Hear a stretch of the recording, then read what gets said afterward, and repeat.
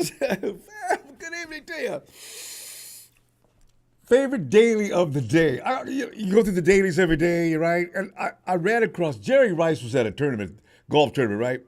These dudes from TMZ, man, two of them, they decided to troll Jerry. Because what the report says, they had smirks on their face and everything when they walked up to ask Jerry.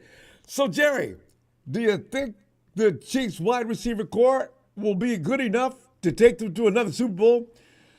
Rice lost it. Looks at the dude and said, I will bleep you up. And then, of course, one of them intervened, and the other one intervened, and they pulled everything back and separated guys. You know, I really wish Jerry would have came off so ghetto-ish, though. Not right off the top. First, look at the dude and say, okay, number one, no, go ahead, go Samuel L. Jackson. Yeah, forget about it. Don't be nice. Go Samuel L. Jackson on him. Mother bleep, what did you ask me? What did you say? What? No. And then go Pulp Fiction on him. Pull the big cannon out. Boom! Now, Mother bleep, ask me that question again. Go ahead, ask me that question again. I tell you, what did they mean by start? I thought TMZ people were supposed, what are you doing? God. I just wish I could have been an earshot to see that. God, that made my day. Jerry. All right, let me get down to business. Debo, the haymaker. Fam, Debo Samuel impact on the 49ers offense. And I'm here to campaign for Debo tonight. I ain't playing, man. I'm telling you right now. An unsigned Aiyuk 2 weeks before camp. Typical day in the life of a 49er fan, right? Especially this time of year. It's going to be tough, though, fam, to keep two expensive wide receivers on the Niners roster next season. We've all had this discussion. We all know it. Big Show has went out and told everybody, forget about it, Aiyuk ain't coming back type of thing. Some people like myself, I thought maybe Debo might be in trouble, but then again, we'll find out later. But this is the assumption made by many Niner faithful as it is right now. Both of them cannot be here next year. Another question is, how will San Francisco look minus Deebo Samuel? See, it's my biggest question because contrary to what we all believe, that Debo's expendable, we'll be fine without him, I don't know about that. Something's got to change over next year. Let me. Training camp countdown is underway with no good news emerging from the contract extension and negotiation progress between BA and the Niners. Of course, we expected that. This is the way the Niners do. And I say this is the way the Niners do because it's not all BA's fault. You knew he was going to come up with a contract extension this year, and then you just let it ride, right? We're going to the phones tonight to spotlight Deebo Samuel contributions to the 49ers offense and imagining life without him. Also, Aiyuk's teammates are confident a contract extension is imminent. Are you? You'll find the phone number and PIN number right down the base of the screen. Get in here, talk. I want to argue anyway. But real quick, fam, BA reaching an agreement will require one of both sides to compromise, right? The disadvantage for BA, though, is that the Niners hold a significant leverage handle over him. Aiyuk is under contract for the upcoming season due to a team exercise fifth-year option, as we all found out about immediately. It'll pay him $1.24 million. He won't have to build a poorhouse or panhandle on the street to make ends meet. Niners can utilize the franchise tag in 2025 and 2026 if they just want to toy with BA. And should that happen, do you know Aiyuk would earn an estimated average of approximately $22.9 million over the next 3 seasons, which is less than the 49ers' last reported offer to him. He can't win for losing in this argument. The 49ers are not sitting there with all the cards. If they just wanted Debo for 3 more years at that price, they could get it.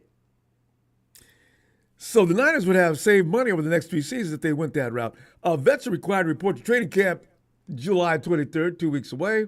There's still time to reach a deal. Will they do it? But after that, if Aiyuk remains away from the team, he will, he potentially start stacking up them fines. Stacking them up. In fact, BA has already accumulated $100,000 in fines for missing the 49ers mandatory minicamp last month. He's already $100,000. You know, has he got income coming in? I guess so. But ooh, if BA doesn't show up for training camp, things will escalate in negative fashion that will put the Niners in a pretty uncomfortable position, actually. Reporters will continue to ask about the negotiations once they have access to the team. A situation Niners decision makers have been able to avoid. Pretty much the 49ers have stayed out of the way of this, hasn't they? Other than here and there, they throw a little comment out there. BA's been making most of the noise about this whole situation anyway. 49ers haven't even addressed some of the things he said.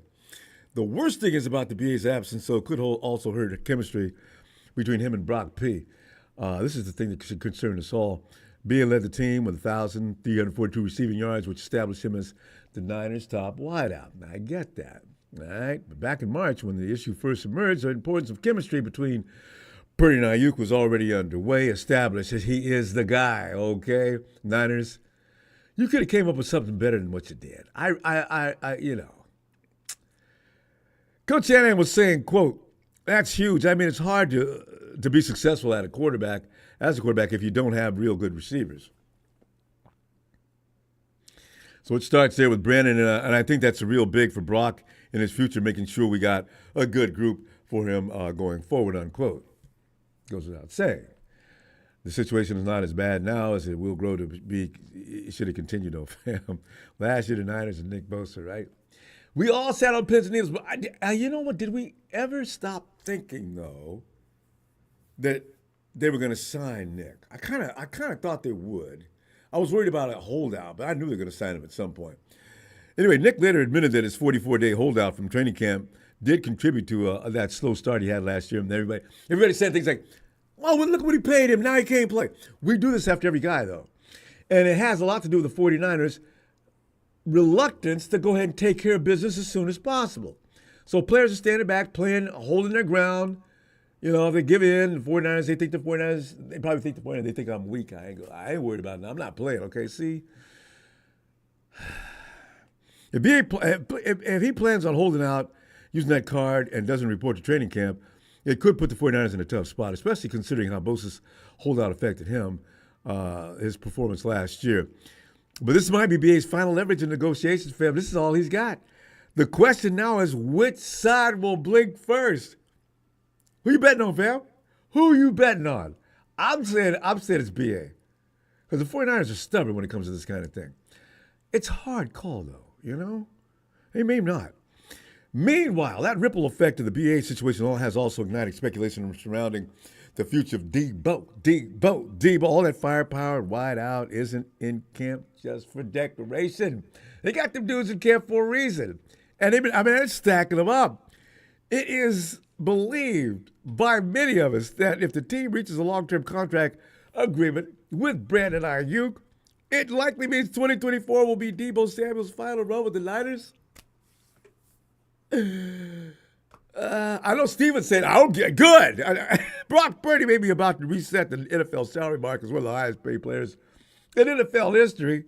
That contract negotiation will kick off after the upcoming season, making it challenging to afford two high-caliber wideouts with top-tier salaries. Truth is, Big Show, man, look, I'm still saying he will be here next season anyway. Truth is, the 2024 season might be the last featuring both Deebo and BA, to be honest.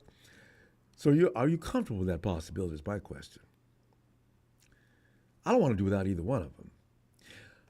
But Ricky, Wonderboy Pearsall, I got Cowing, I got JJ, and as far as Pearsall and Cowing go, what if they come in and light it up? If I'm sitting in the front office, am I signing Deebo? Trading him and Aiyuk, right? And I'm looking to get another receiver, maybe in the draft or somewhere else, maybe get another vet. Right? This is all a business. You got to conduct it with some kind of intelligence or you could end up going under, looking like the Rams. I love to use Rams for an example for everything. and Steve, I'm telling you, man, I'm wanting to give Mrs. Samuel's baby boy some love tonight, fam. Here's the thing. If Deebo plays elsewhere in 2025, that on-field presence of his will be missed. We got a glimpse of life without Deebo last year after that hairline fracture onto his shoulder. That happened in Week 6 versus the Browns, right? That injury forced him to miss most of that game and the two that followed. How did we look? They looked like ass cheeks. Niners went 0-3 in those games. We didn't look like we had anything. We had, I understand that Brock Purdy's got a little more experience now. He may be able to navigate a little better than he did that particular time. But he had leaned on all his weapons, and it was a routine. Everything he did was pretty much from the fact that he had his guys, right? Are you watching the Netflix docuseries Receiver? Debo and GK appear in that third episode titled Moving Target. Yeah. Get on it if you have it. It's good stuff. But Brock Purdy shares moments from the Niners' 3-game losing streak last season and the impact of Debo's absence on that particular docuseries. BP shared, we just do so much with Debo within our offense. When he's out for that 3-game stretch, it was tough for all of us just because he's an explosive guy. He brings so much juice to our team and energy, and when you don't have that, it was definitely tough on us, for sure, unquote. Yeah. Samuel finished his last season with 60 catches for 892 yards and 7 touchdowns. He also carried the football 37 times for 225 yards and 5 scores, once again proving himself to be one of the most versatile weapons in football. See, that was good. That was good. He needs to do that. He needs to stay around 900 to 1,000 yards. But the thing about Debo is he's an integral part of why that machine moves the way it does. Coach Shanahan shared during the 4th episode of that series, Debo's always a big part of the game plan. This is a quote. You got to do something defensively to take him out of that, and usually when you do, we got a lot of other guys who feel are going to have some very good looks after that.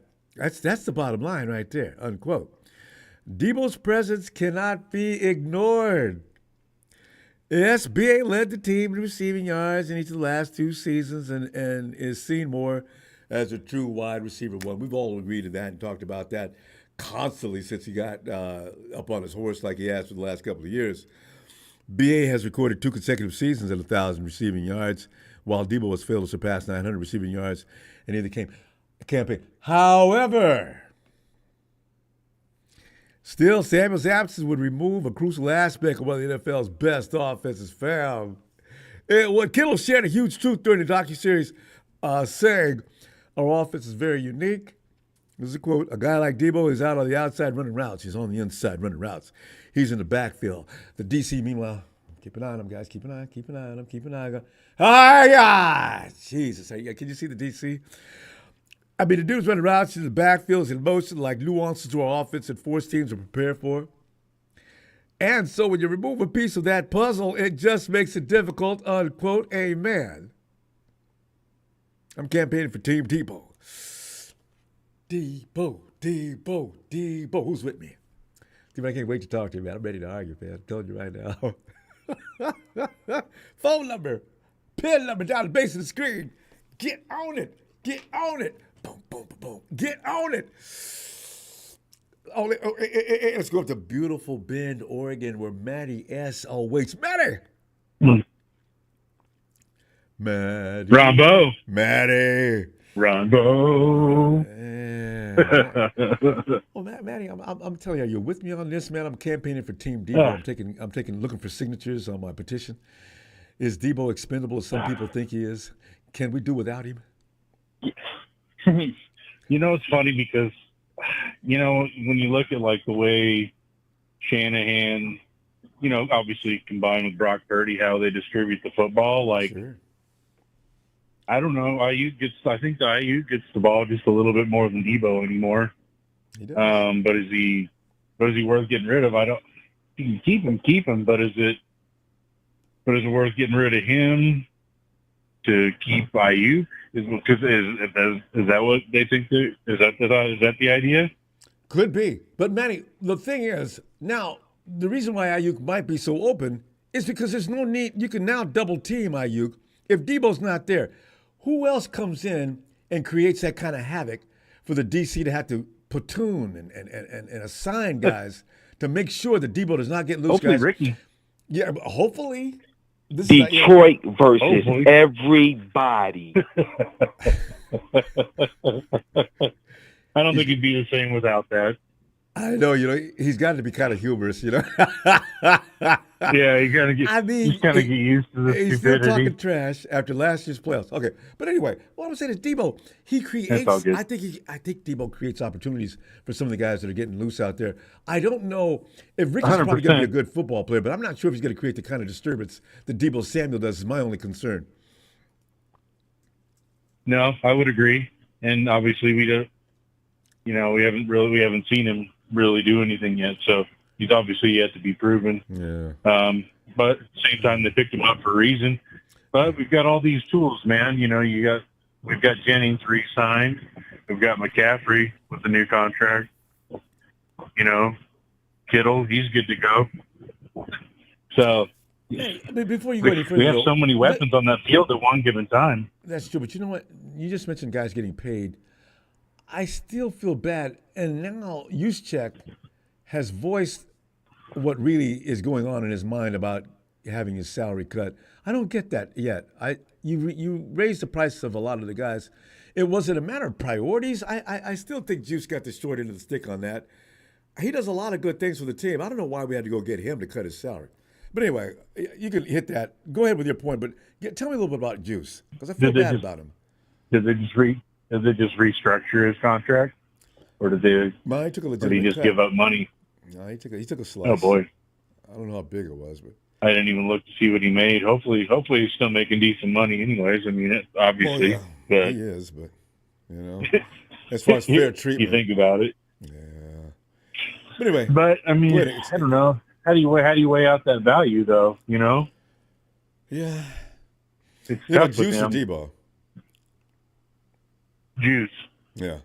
Because he's invaluable, but at the same time, he's not. I don't think he brings Debo money. Obviously,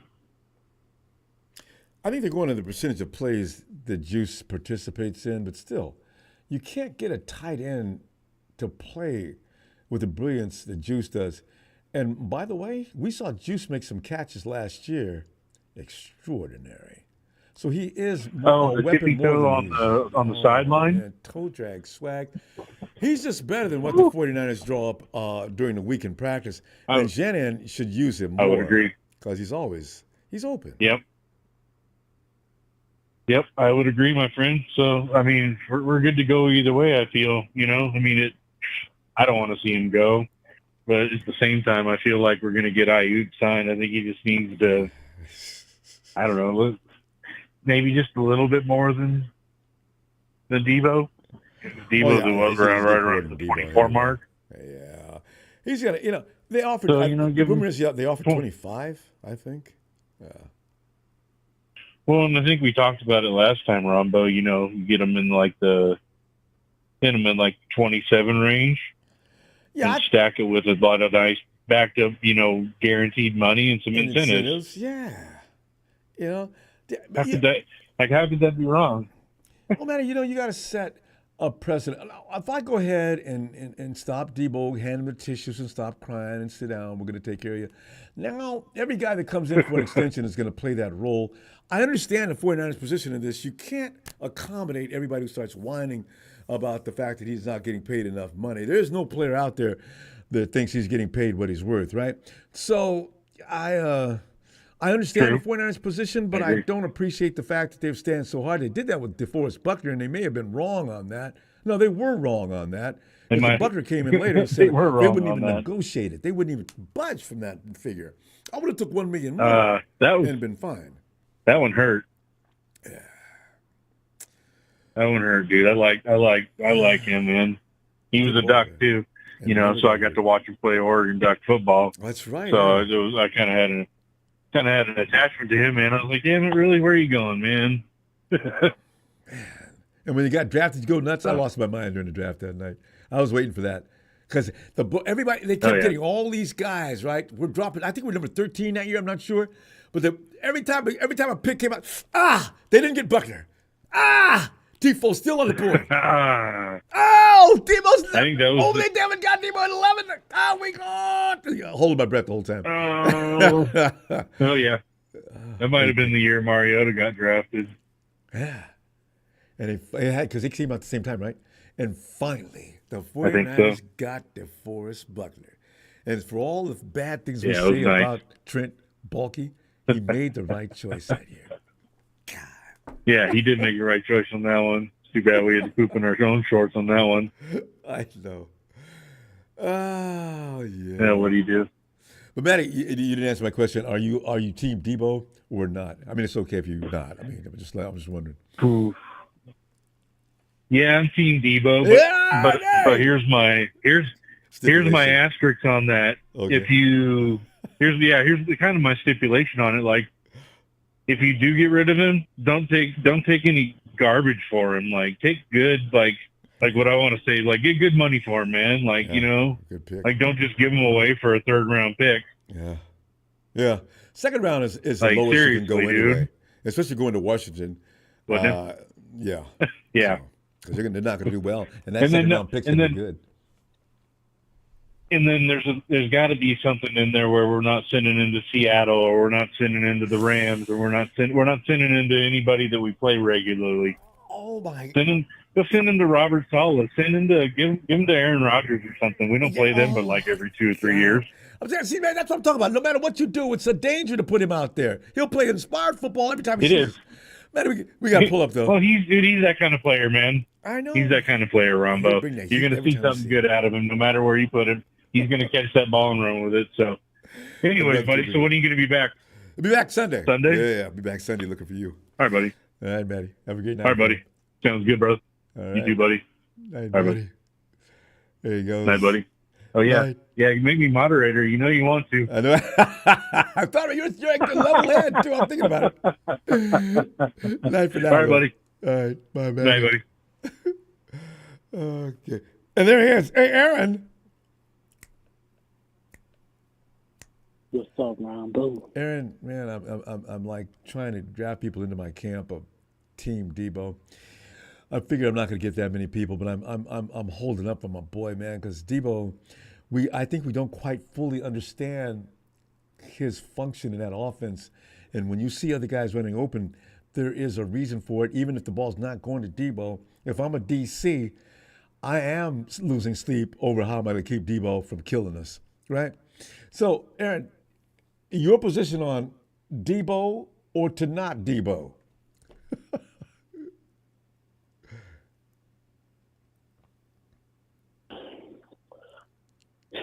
You know, Ronbo. He doesn't want to hurt my feelings. I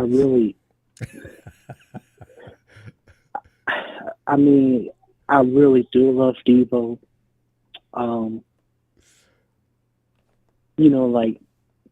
Like Maddie says, if we were to trade him, like maybe next season, like trade him to a team like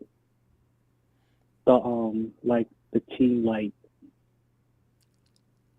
Patriots. Yeah, he can't hurt. He can't hurt us with the Patriots because the Patriots aren't going anywhere for a while. You can't send him to the Bills. I want him on the East Coast as far as I can get him. If they had a team in Russia, I'd send him there. I don't want to see him anymore until he's 35, and then maybe he'll have slowed down. Jesus. But yeah, like I just don't want him to go like Seattle, Northern Rams. Twice a year? Oh no, hell no. Ooh. Nah, we don't want that, Ronbo. So, yeah, it's as far for youth. I'm hoping they get it done ASAP. Yeah. Tired of hearing about it. Yeah. You know. And then yeah. Go ahead, Ronbo. No, this is like I don't know why we're not used to this by now. We're going through it next year, and this is going to pale in comparison next year because the 49ers are all whooping it up. Oh yeah, this is a great problem. We're not bothered one bit with having to pay Brock Purdy. Oh yeah, right. You guys realize you got to pay Brock Purdy in excess of what Trevor Lawrence got, and that was too much. I mean, I don't know how you're talking like this. And next year, August 15th, Brock Purdy is still yet to sign see this quarterback. It's a quarterback, 49ers. He needs to be out there so he can work with his receivers to get things going, and you guys are still dragging us. Okay, you know what? Maybe this is going to be okay. Let's not get all excited before the day comes, okay? Calm down, Ron. Calm down. Okay, I'm sorry. Go ahead. But, yeah,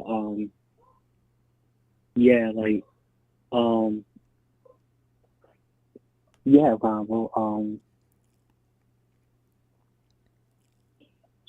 man, what was I going to say?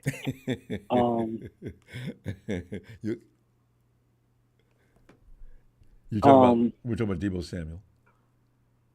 Yeah, I remember when we drafted him in 2019.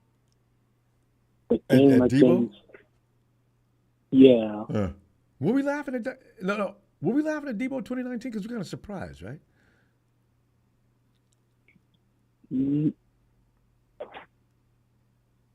Wait, you said, were we laughing at him? No, I may have misunderstood what you said. I thought you said we were laughing at him in 2019. What did you say? No. I said we drafted him in 2019, okay. Yep. In the second round. Mm-hmm. And early in the second. And ever since he stepped on the field, he was just he kills the Rams and the Hawks. I loved it. Yeah, that a too. Hawk and Rams killer. Good. Who is this guy? That's Deebo Samuel, huh? Kyle had him picked out because Kyle was coaching the Reese's peanut butter team, right? Reese's chocolate in the Senior Bowl. Game. Senior Bowl. Yeah. And Kyle already had Deebo picked out from the Senior Bowl.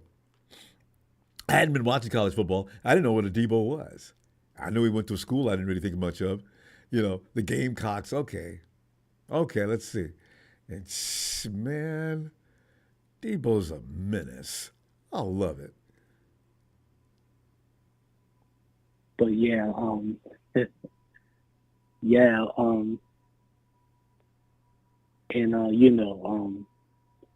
and as for Brock Purdy,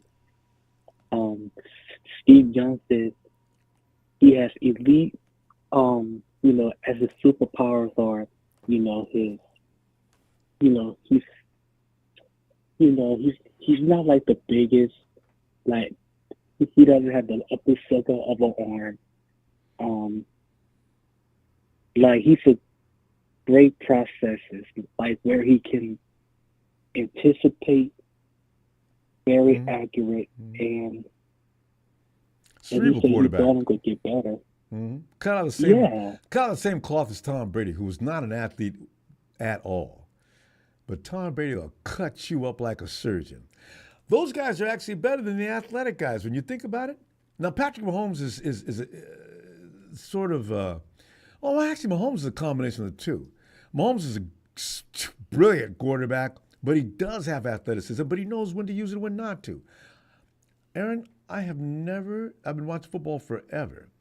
I have never seen a guy coming around a corner with the football. He's kind of getting crunched to his right side. He takes the ball, switches to his left side, and drops the pass off to a receiver. I stood up, and I played it back. I didn't believe it. I said, what's that? He's ambidextrous on top of everything else? Good friggin' God, how in the world is anybody going to stop this? You know what? Mahomes, he may end up being a GOAT. Being a 49er fan will never admit, as far as we're concerned, Joe will always be the GOAT. We're going to run out of time here. Aaron, I'll see you Sunday, okay? All right, Ronbo. Appreciate you, Aaron. I'll see you You on have X. a good night. You too. All right, fam. All right. And let's go. Hey, Jesus. Yo, Rongo. Jesus, man. Jesus, man, I'm out here recruiting. I feel like I'm standing on the street. I'm out here recruiting for the Save Debo Fund. Are you down? I did this because I'm down to save all our receivers. Oh, yeah. Okay. We can't keep them all, though, Jesus. You know that, right? Oh, absolutely. But, why not make the best of it? I wish. Oh. But, shout out to Ronbo Sports, shout out to the homies. Thanks, and man. shout out to Don Bird that never said, he never got on the thing. We made a bet saying that, hey, he was supposed to get on call and say that the Niners versus everybody. Yeah, Don, call in here, man. That's when the Lions lost. I think he did call in at one time. I'm not sure. I think he did. It's been a while, though. That was back when the Lions were booty cheeks, and he came in and stood up for him. Now he just throws that little dig in every chance he gets. Go ahead, Jesus. Deep toilet, man. Man, F that, man. I've never heard that one. Man, deep toilet. Like that. Yes. Man, ain't deep shit. Toilet. They ain't never done anything over there. They don't even know what a Super Bowl even looks like, man. A playoff Fuck out of game. here with that. I think they've had a couple, right? Playoff games, I think. That's about it. That's the thing. We think. Right? It doesn't just snap in the picture. Hey, Don Burr, while you talking trash, man, put on the chat and tell us which years that the Detroit Lions were in the playoffs, and how did you do? As if we didn't know. They choked. They choked the 24-point lead. And, I don't know why Rudy's over here talking. Every time when the Niners beat the Rams' ass, he always goes into hiding. I know, right? I don't know why Rudy's over here trying to even talk to me. Rudy's special, boy. Let's talk about how many of those times that, Tom Brady owned the Rams. Shameless. I think the Rams lost more Super Bowls than they ever won. They're negative in the Super Bowl. 30 years ago, we were chasing 6 rings. They're chasing their 3rd ring. He's a short bus. He's a short bus, man. I still, Jesus, because being a 49er fan, we don't think like people who are chasing us do. So I'm trying to give a good reason for why they behave the way they do and to say the stupid things they do. So that's got to be it. Envy. Oh, of course. All they're going to say, oh, they choke. I mean, fuck it, hey, we're going to go back. You know what's crazy? That they already got us predicted going back. Where the Rams and Cowboys at? And where the Lions at in all this? Yeah, those odds are already out there. I think the Chiefs are number 1. We're number 2. Number 3 is Detroit, I think. Buffalo rounds out below the top 5 in some. Detroit is supposed to be good next year, and some people are picking Detroit to beat our butt next year. Don Bird, don't get excited, man. Them people don't know what they're talking about. But yeah, but nobody said about the Green Bay Packers. And if I was them, after that beat down they put on the Cowboys, I look at the Packers as bigger danger than the Detroit Lions because they're a little younger, and Jordan Love is going to get better. I don't know if yeah. So. And the Bears are on the rise right now. Yeah, then there's them. Well, and and the Rams are going to have to face everyone that won first in their division. Yeah, I mean, won first in every single division. So, I mean, I'm looking forward to the NFC Championship rematch. Yeah. I'm looking forward to us slapping the Cowboys again. And I'm looking forward to us slapping the Rams again so Rudy could go into hiding like he always does. He only stays down briefly, though. He acts like we forgot what happened, right? You ever see Rudy on social media? He'll take off 2-3 weeks, maybe, and all of a sudden he come back like nothing happened. Yeah, so when's the last time you guys won a Super Bowl, man? I think that fact is they were running VCR and things. Oh, my God, man. Go get some medication. You've got some kind of senile condition going on or something, man. That makes no sense. What are you talking about? Ah. Right. It's funny that he says that the Niners choked. But yet again, the Rams didn't choke with McVay, with Jared Goofball. Didn't choke with Kurt Warner. I don't get the logic in this. We compete in every Super Bowl anyway. You know, what about that Patriots? Yeah, we're competing for. Rams? Yeah, we're going back. Yeah, we're gonna go back to the Super Bowl. It don't matter if we win or lose. We're going to the Super Bowl. Where the Rams at? Watching us again from the ground up. Watching Debo step on their face as he's running into the end zone. Have you seen the one yet? Yeah, that big caption. They saved that one. Debo sitting on the sideline crying. Oh, they love that. Oh, all of them post that one up. Yeah, but Debo's crying. It'll never equal the crying that went on in L.A.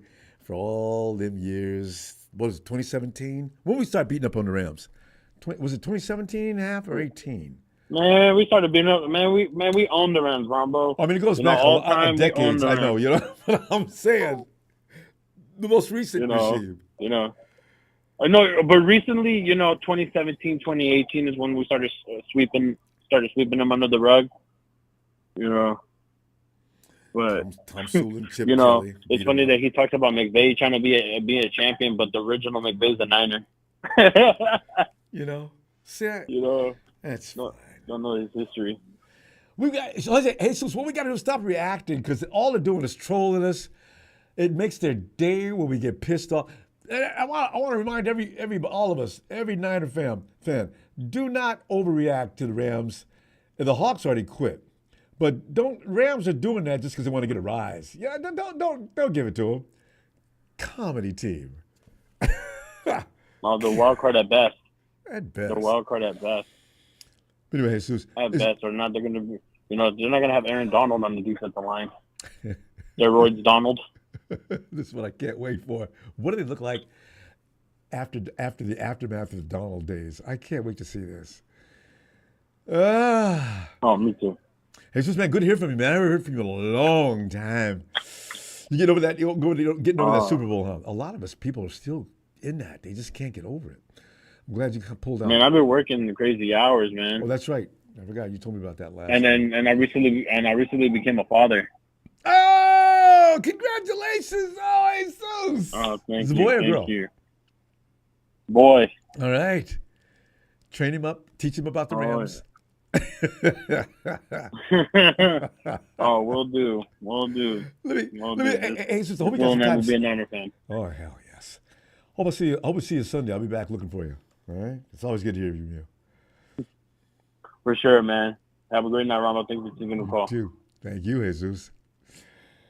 And someone over here says, hey, Norm. Uh-oh. Norm. Come on in and storm and Norm, man. Oh, my God. What time is it, Norm?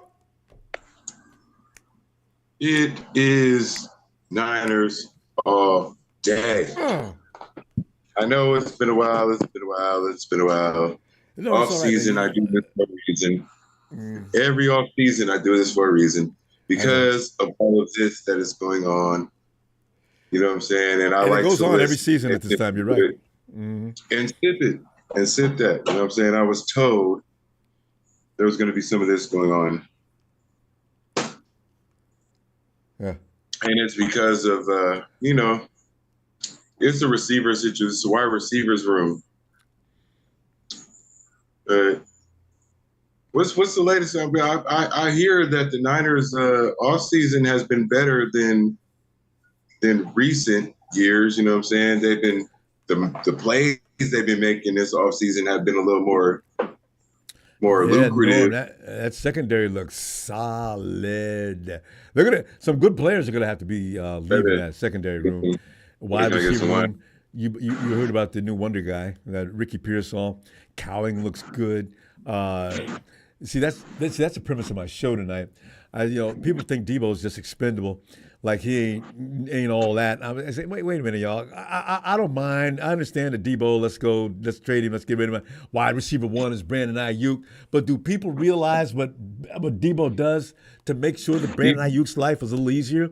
That's why I'm recruiting for Team Debo tonight. Norm. Debo's versatility also helps out Purdy and CMC and Kittle. Damn right. It's really like it really benefits everybody in the offense, which is why they decided to pay him that much. But Aiyuk, the thing with Aiyuk is why I feel like, for me personally, I had just dropped the track called Ursher and Alicia, dedicated to all the Niners fans that still got to swag out even after we lost the Super Bowl. You feel me? And I mentioned Brandon Aiyuk. If you watching Brandon Aiyuk, you on Ursher and Alicia. Check that out. It's on all streaming platforms. All right. Ursher and Alicia. Remember, the halftime show that we had to witness before that thing. Oh. Anyway. Usher, you know, that was I'm surprised the tabloids and TikTok didn't go nuts on that. Hey, how long them two been knowing each other intimately? I'm just saying. I was basically saying I was dedicating that song to my actual boo. That me and her is working like Ursher and Alicia. So I like that. But anyway, no, I had the thing in red and gold because I had mentioned Brandon. I mentioned there's a lot of Niner references, and Brandon Aiyuk was in there. So I'm like, it's not going as long as because Brandon Aiyuk's his contributions during his tenure as a Niner is going to stand out in the song. You feel me? So I give him flowers to that. No matter where you go, Brandon Aiyuk, this shot is for you. Well, hey, while you're throwing him back, last time I seen him on the talk, he was pulling up to the Empire. Yes, yelling, "Open up the bleeping gates!" I mean, he was all pumped up. I thought he just got some good news or something the way he was acting, right? Yeah. You from NorCal, you know what I'm saying? I'm not necessarily like Sac, but like the Sac area. You from NorCal, so you want to stay home. You want to stay home and where you acclimated to, where your family is and all that. But yes, I get that. But all this drama going on, that's going way over my head. I'm just looking at how better what besides Debo, people realize that Debo is important. What else do we feel like is important though? Because the offense, Debo and George Kittle and Purdy, they can't operate without this one important thing, Ronbo. What is it? Continuity. Continuity where? We witnessed it at the time of the Super Bowl. What was missing on that last play? Let's see. Offensive line? Offensive line protection, bomba clot. Yes. Yeah. That's not going to change. It might change a little bit. But the 49ers, they seem to be thinking like Pete Carroll. I don't worry about my offensive line. We're going to put all our money pretty much in our defense. Russell Wilson can handle himself out there. We're not as bad as the Hawks. You don't think Pooney is? You don't think Pooney finna be pancaking things? I'm hoping so. I got a feeling he is the real deal. Little big hog. He may be a hog up there. You don't think he's gonna be a hog up front? I do believe in him. And we got a couple other guys, too. I believe more in Feliciano, though, because I seen Feliciano, who just Feliciano is this. hog, though. Feliciano is ride or die. I think him and Purdy got this connection. They got this relationship like, yo, I got your back or your friend. And Aaron Banks was hurt last year, so he should be better this year. People didn't give him no love, but Banks' toe was killing him. And Norm, have you ever hurt any part of your foot? You know life does not continue in the same fashion with anything hurting, even if you don't do nothing. I stubbed my toe on my son's bed, and I didn't do shit for a couple hours. Like, I was done. I was like, Mike. You're like me. You're a grown man in tears. Does anything hurt worse than that? Be like, he's injured. I don't know why these fools be like, well, he's injured, but he still can be up. No, if you was injured, your fat ass wouldn't even get up and make your own sandwich. Not a toe. You know what? Anything but the toe. Be begging wifey or husband, no matter who you are, you know what I'm saying? You be begging wifey or husband, wherever you roll, you go make you a sandwich if you stub your toe on the damn bed. Oh, God, that hurts. It's always a bet. Nobody hurts your toe any other way. It's always coming around the corner too quick. Bam! Your whole body goes numb from the toe up to the top of your head. You lay down on the bed. You hold it as if that was going to help. It doesn't. The pain starts to throb. Oh, it's crazy. That's heck funny. That's heck funny. Yeah, but what I'm saying is these. Speaking of injuries, I'm glad they worked on that secondary to give Talahunu a Hufunga and, you know what I'm saying, that breathing room so he can get to have a proper recovery. And also where they upgraded the linebacker position so that Drake Greenlaw can have that time to rehab properly. Ain't no pressure, man. Start putting pressure on folks. You know what I'm talking about?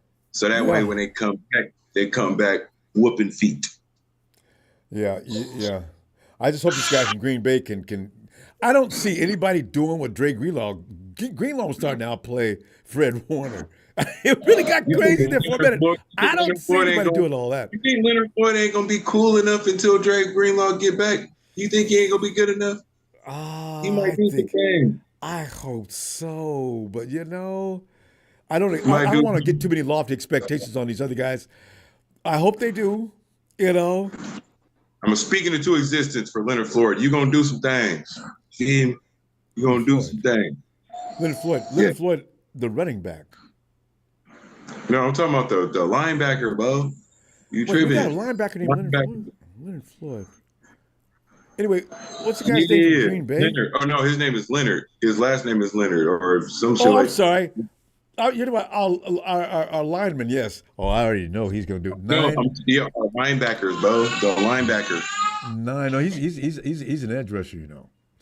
Here's the thing, though. Oh, edge rusher. Yeah. Oh, yeah. Floyd gets 9 sacks a year minimum. I'm not even scared about what he's going to do. And he's done that every year for the last few years. Right. Okay. Cool. But yeah, I'm just like, my thing is, our team has made. I feel like this team has made good enough plays during this offseason. I wasn't really paying attention to everything, but because everybody was just so people get so emotionally concerned in the offseason because there's no action, because they're not on the field demonstrating, putting on demos. So, it's just a lot for our fans to take in that type of energy, that paperwork energy. They want to see it on the field. They want to see it on the gridiron. That's right, and got to have it because we got too much competition. No, I'm delighted you're back again. That means the season you plug back in. We got to go now, but I'll see you Sunday and get some more normal. I hear the little Bambino in the background going nuts. I love it. Hey, and if y'all got any other concerns about what's going on in the future, I'm going to suggest you to do one last thing. What's that? And if you see it right here, then that's all I got to say. And it's winners all day. Shout out to Ronbo Sports, man. Thanks. And shout out to everybody else watching. There he is. Night, Norm. Oh, God. Yo, Eric. Yes, sir. Eric, come on in, Eric. As we are tonight discussing. I'm doing great, man. Doing great. As I say, I'll be great until week 2 or 3. Actually, if the 49ers start off the season without losing to Aaron Rodgers and the Jets, and I got to tell you right now, I am actually, a lot of people are putting it under the rug and pretending like, no, we got week 1. Eric, let me ask you, if you were playing the Jets in week 1, what would be your feeling? What was that question, bud? Well, if you were playing the Jets in week 1, knowing several facts. Number 1, Aaron Rodgers is one of the greatest quarterbacks in football history. He hasn't won a lot of Super Bowls, but that doesn't mean he hasn't been playing some great football. Number 2, they've got the number 1 rated defense in the NFL. Number 3, that ballyhoo running back is back. He was injured last year. Breeze. Anyway, week 1, they're completely healthy. This is what I'm saying. I don't know why, as 49er fans, we're thinking, no, we got week 1, no big deal. I don't want to lose week 1. I really don't. It'll give me a bad taste until week 2, and I don't want that. Amen, bud. Amen. So I was hearing you guys talking about possibly B8 of Seattle. What exactly was that even look like? And is that going around the dailies, the Hawks dailies, that Brandon Aiyuk might end up in Seattle? I was just hearing that here tonight. So, I mean, what would that even look like? We were talking about Debo. No, Brandon Aiyuk, we were talking about Debo. We don't want to see him.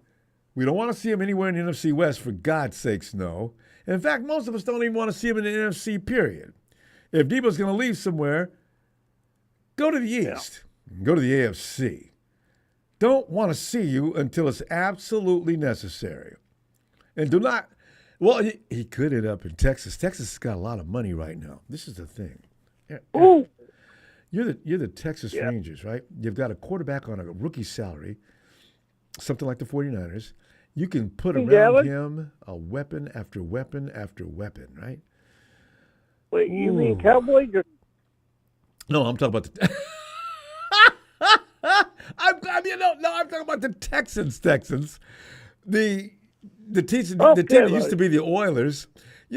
I'm glad you mentioned the Cowboys, though. There's a team in shambles because Jerry Jones has probably had enough of people asking him for money, not winning any championships or playoff games. If I was him, I would. I mean, Dak is sitting there talking about, no, I'm not happy with this. CD said, I got to get paid, y'all. I'm carrying this offense. And CD has a good argument because for the most part, he is their best receiver.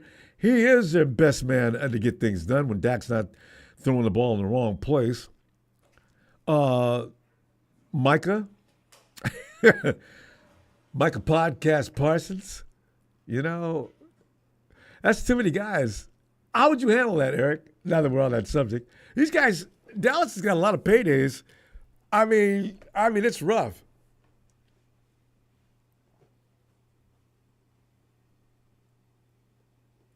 Eric, wait, what's that now? Yeah, I'm saying you look at Micah, you look at CD, you look at Dak. They may have some more guys. I think they got another defensive lineman. Jerry's he's pretty much capped out. He's got to pay a lot of people. I look at the 49ers situation and I think, this is really rough. But maybe we don't have it so bad. But how do you handle that Dallas Cowboy debacle of how you're going to pay all these guys? Yeah. Because you guys don't have that problem yet. Go ahead. Yeah. A lot of guys can pay up Hill. Hill? Hey, if you're going to pick one and trade a couple, everybody says you got to pay Dak and let Micah and CD go. You make a trade. Because the quarterback is still presumed to be the most important player on the field. Are you with that? Definitely. Yeah. So there's Dak getting paid upwards of 60-something. You have to give Dak almost $70 million now because Trevor Lawrence has just moved the line to a place where it shouldn't be. And, do you know, Eric, within the next few years, we're going to see a quarterback getting $100 million a year.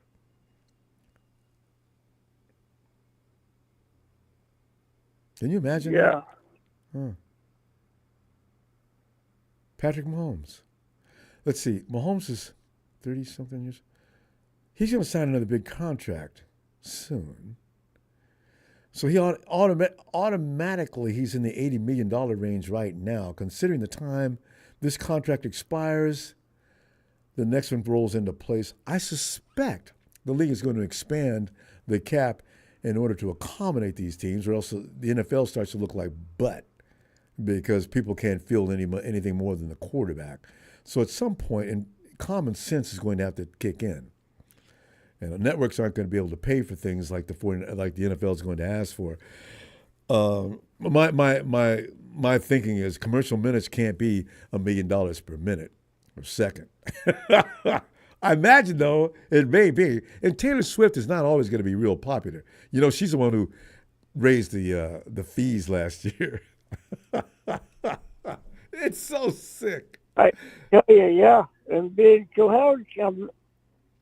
how's Cody's looking? Is he looking pretty good? Not going to know, Eric. You know what? Give me 2.5 to 3 weeks because they're not doing anything out there yet. But I'm looking forward to seeing that too. Can't wait to tell you about that. Yeah. I think he's going to be. I think that he's going to be a blessing for you guys. I hope so. And just because you believe that, I'm hoping it's true too. We got to go, Eric. I'll see you Sunday, and hopefully you got some time for us like you do, and we'll be looking for you. All right? I'll be here. Okay. All right. Have a good night, Eric. Thank you. All right. All right, and we roll over quickly to that man that I'm about to ask the question, knowing the answer before I even ask it. Steven, can I put you on Team Debo? Debo, Debo, Debo, Debo. No, that ship is sailed, Ronbo. That ship is sailed. I'm sorry. For the money we paid for him, for the money the team pays for him, it's not my money. I mean, thank God it's not my money because I'd be pissed. I'd have got his ass. Honestly, I'd have gotten rid of his ass a long time ago. So that's why I'm glad it's not my money. But that Deebo ship has sailed the moment he had 2 really bad back-to-back seasons. He knew why. But Steven, I want to ask you this though: did he really have bad seasons, or was the sharing of the load distributed in such a way that the role he played in making sure that offense worked just lessened his amount of chances?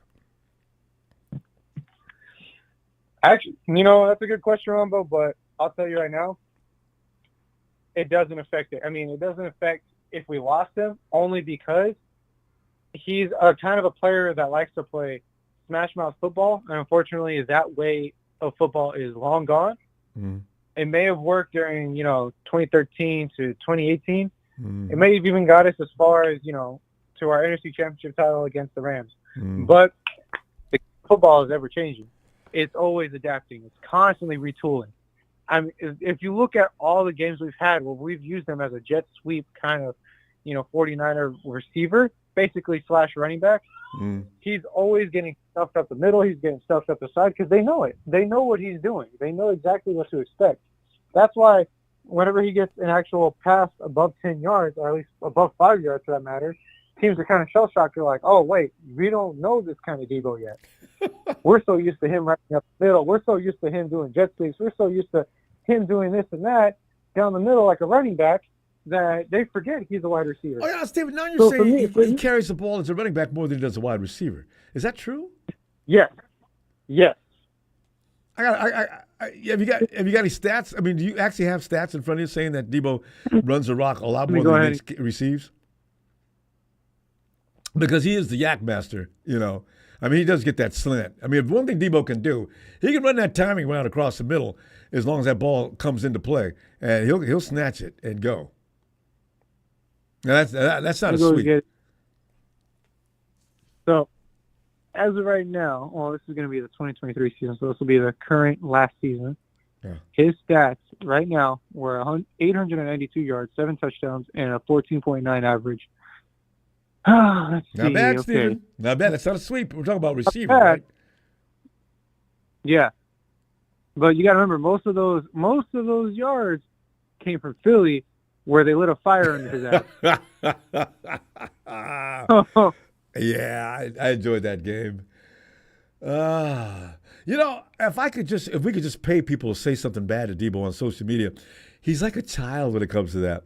Deebo says he sees something you said about him on social media.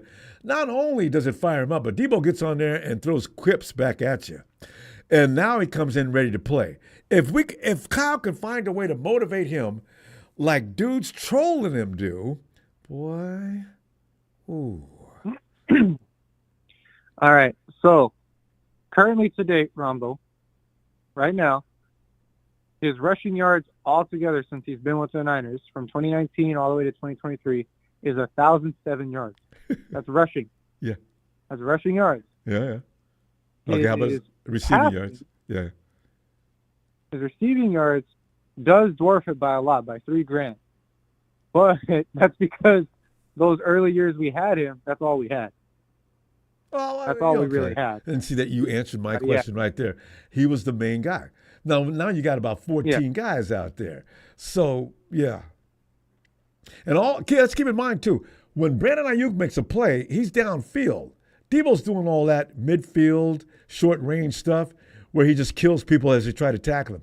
Steven, you don't like that? I love that. I do, Ronbo, but the problem is that it's too common. Why waste someone's talent? Why waste their years of their life just having them run down the thick of it when you can produce them to make highlight reels, give them what they want, I get it. Deebo is our guy to run through a lot of people. But you know who else does that? George Kittle. And we're using him to block. You know who else could do that? Juice. He's proven it time and time again. When he gets the rock, he don't stop. Right. Same thing with Juwan Jennings. He gets the rock, he don't stop. Yeah, but they still do it. They don't do it as well as Deebo, though. They do a good job, but not Deebo good. But you also got to remember, Ronbo, he gets injured a lot. Very easy. Yeah, very easy. That's the only drawback, and I have to agree with that. Debo, in the middle of a run, will drop to his knee, and you think he got hurt or hit or something, and he walks out the field. No, I just felt it about to give. I just stopped because I didn't want it to go any further. He is susceptible to that. I can't argue. And that's the harshest part about it all, Ronbo, is, it all goes back to the best availability is open availability. Yeah. And unfortunately, that's how the business is, and that's how cruel the world can be. And I don't like bashing Deebo, but when we're talking numbers and we're talking like he's taking up most of the cap, man. He's not taking up most of the cap. Deebo gets what, 22, 23?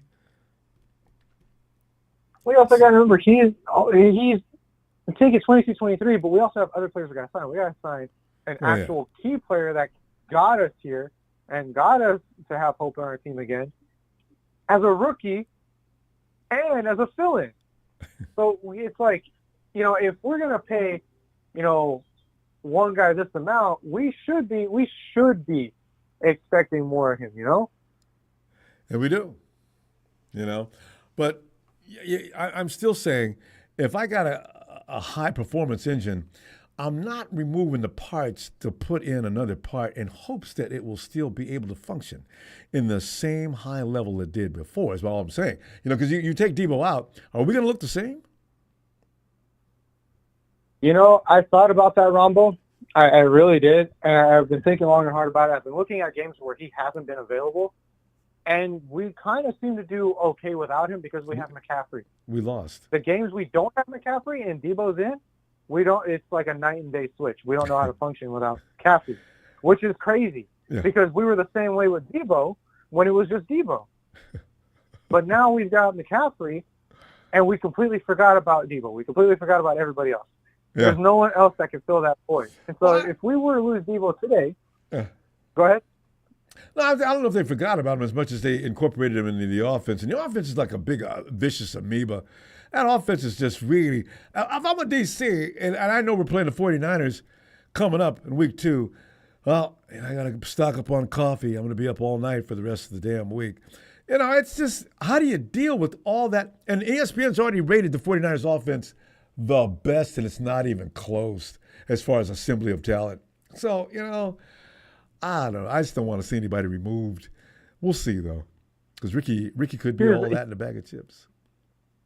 Well, here's the problem with being the best-rated offense and defense, in the league. Having the number one spot, having all that talent there, you got to remember, some of the people click, some of them don't.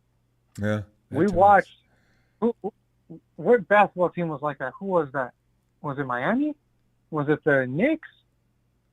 I don't know. I can't remember. It had all the parts and didn't click. It was Boston for a few years. Yeah. So, Stephen, it's good stuff. Let's continue with this Debo-ism on Sunday because we're already a couple of minutes over the time. It's late night. But how I'm going to feel, Ronbo. You know what it's going to be about. You know what I'm going to say. But outside of that, pairs of a million pairs of eyes looking hard but won't realize that they'll never see P. You already know what it is. Not the P. Oh, no.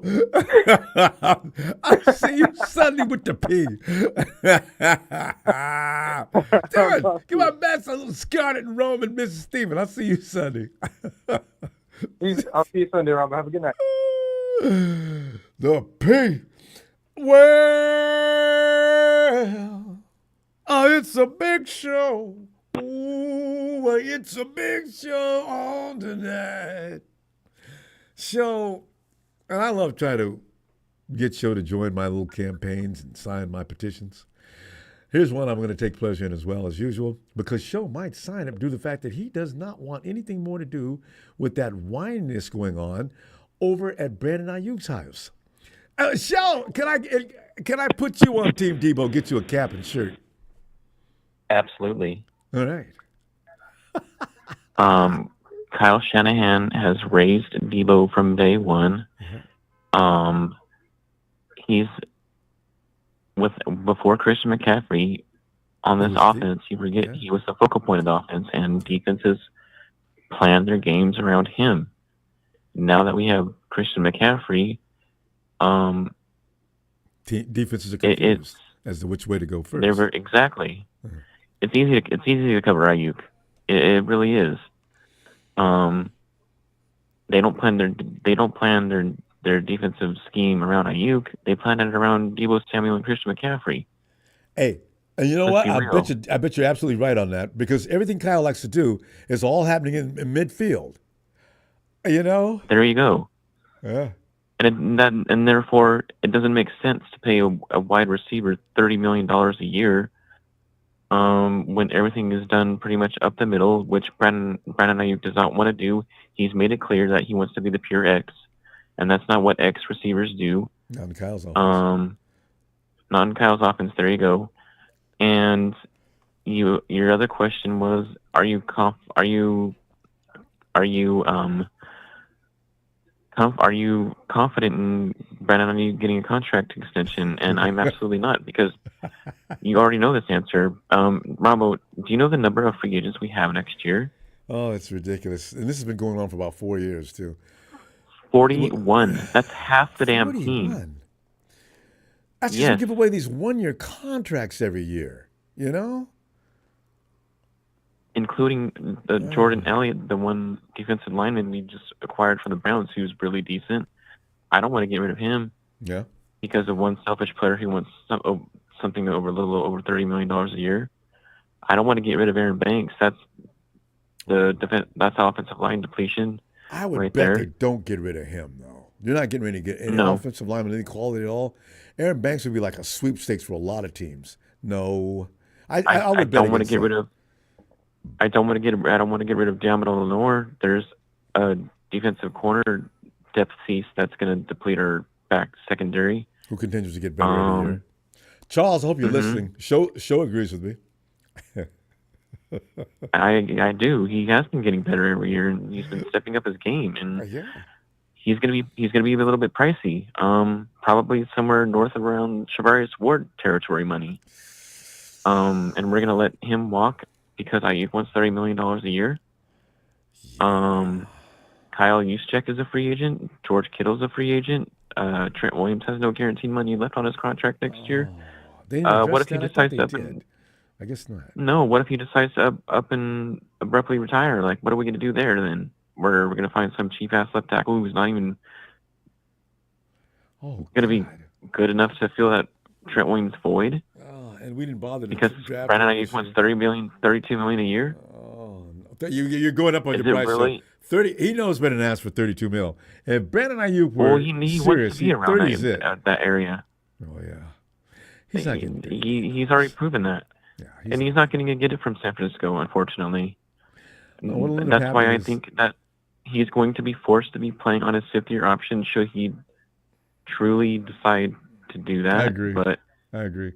And he's going to get, if the 49ers really want to keep him, he'll get franchise tag. It's going to be a look-see. You know what? I'm starting to feel you on this. They're going to piss him off even more. They're going to piss him off even more. I'm sorry to interrupt you. They're going to piss him off even more if they do franchise tag him, but if they franchise tag him, they're most likely going to trade him. Franchise tag him. Now listen, what we're going to do is you're on trial this year. Now it's going to be between you. We'll be honest with you. Between you and Ricky, what's your fate's going to be determined pretty much by that. Can you imagine telling Brandon Aiyuk something like that? But I'd be honest with him. I said, Brandon, we don't have enough money for everybody, okay? It's just your turn came at the wrong time. And who's to say he's going to have the same amount of production as he did last year, given that he already missed half of the offseason program already, and has racked up over $100,000 in fines? You know, so I get George Kittle's just being a company man. Of course he's going to say, "Oh, I'm confident Brandon Aiyuk is going to get a contract deal done." He's Well, don't a forget company Juice. mouthpiece. Juice said the same thing. The abused Juice He said has the him same too. thing. That's the Cabo click right there. Yeah, right? And, it is. I forgot about that. Dak's over in Cabo right now too. I feel bad for Kyle Juszczyk having to take a pay cut. He was making over $7 million, I think, and now he's making like $4.5 million a year. But that's the nature of the business, and I never feel sorry for millionaires. But I know it doesn't make any sense, does it? But I just don't. I've always said I'm sticking by my guns, and I don't feel confident that something's going to get done at all this year. They're just going to force him to play on his 5th-year option, and if he doesn't agree to that, then he'll most likely sit out or. And it's whoever blinks first. He's not going to sit out. Pride and play. He can't sit out. Who it's knows? Too expensive. Oh yeah, he can. It's too expensive. He doesn't care. He doesn't care. He wants his money. Ronbo, money makes the world go round. Yeah, I know, but if you're not making any money sitting out the season, though. And he's already proven to us that he's a diva. Yeah, well, yeah, he's a receiver. They're born divas. Well, yeah, of course, but our fans are getting tired of it. We're getting tired of it. Wait till next year. He's mentally checked out. He is mentally checked out, Ronbo. He might be on this team.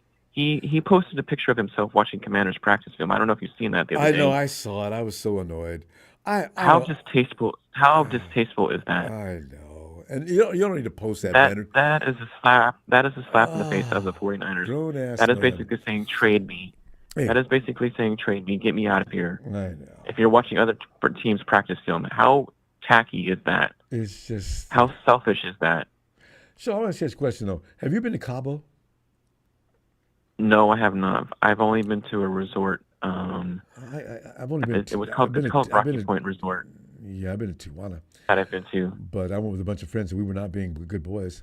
You know what? Though No, you don't want to mess around over there because those federales do not joke around. You know, yeah. Well, no, I had a friend that made me laugh so hard because he didn't do anything. The cops pulled him over, right? And you got to pay. You got to pay them off to get. Right. Same thing happened to my brother too. They weren't being good either. They were asking $500 a piece a person that were there to get him out of jail or get him out of the police station. It's just bad luck, you know. Yeah, I know. Those cops are not concerned with you. This just thing is get into a mood and they'll just fight. Hey, let's get this gringo, man. Let's get him. You know. So, Michelle, I'll tell you what I'm gonna do. I'm gonna wait for you Sunday, and for sure, man. And we'll Always. continue to Pleasure talk about talking these to you. things. I'll save you a show. I can't wait to get in here, man. You make the show, man. Oh, I appreciate that. But it's your show, so I appreciate the compliment. Thank you. Take care. Good night. Shout out to everyone. All right. Night, fam.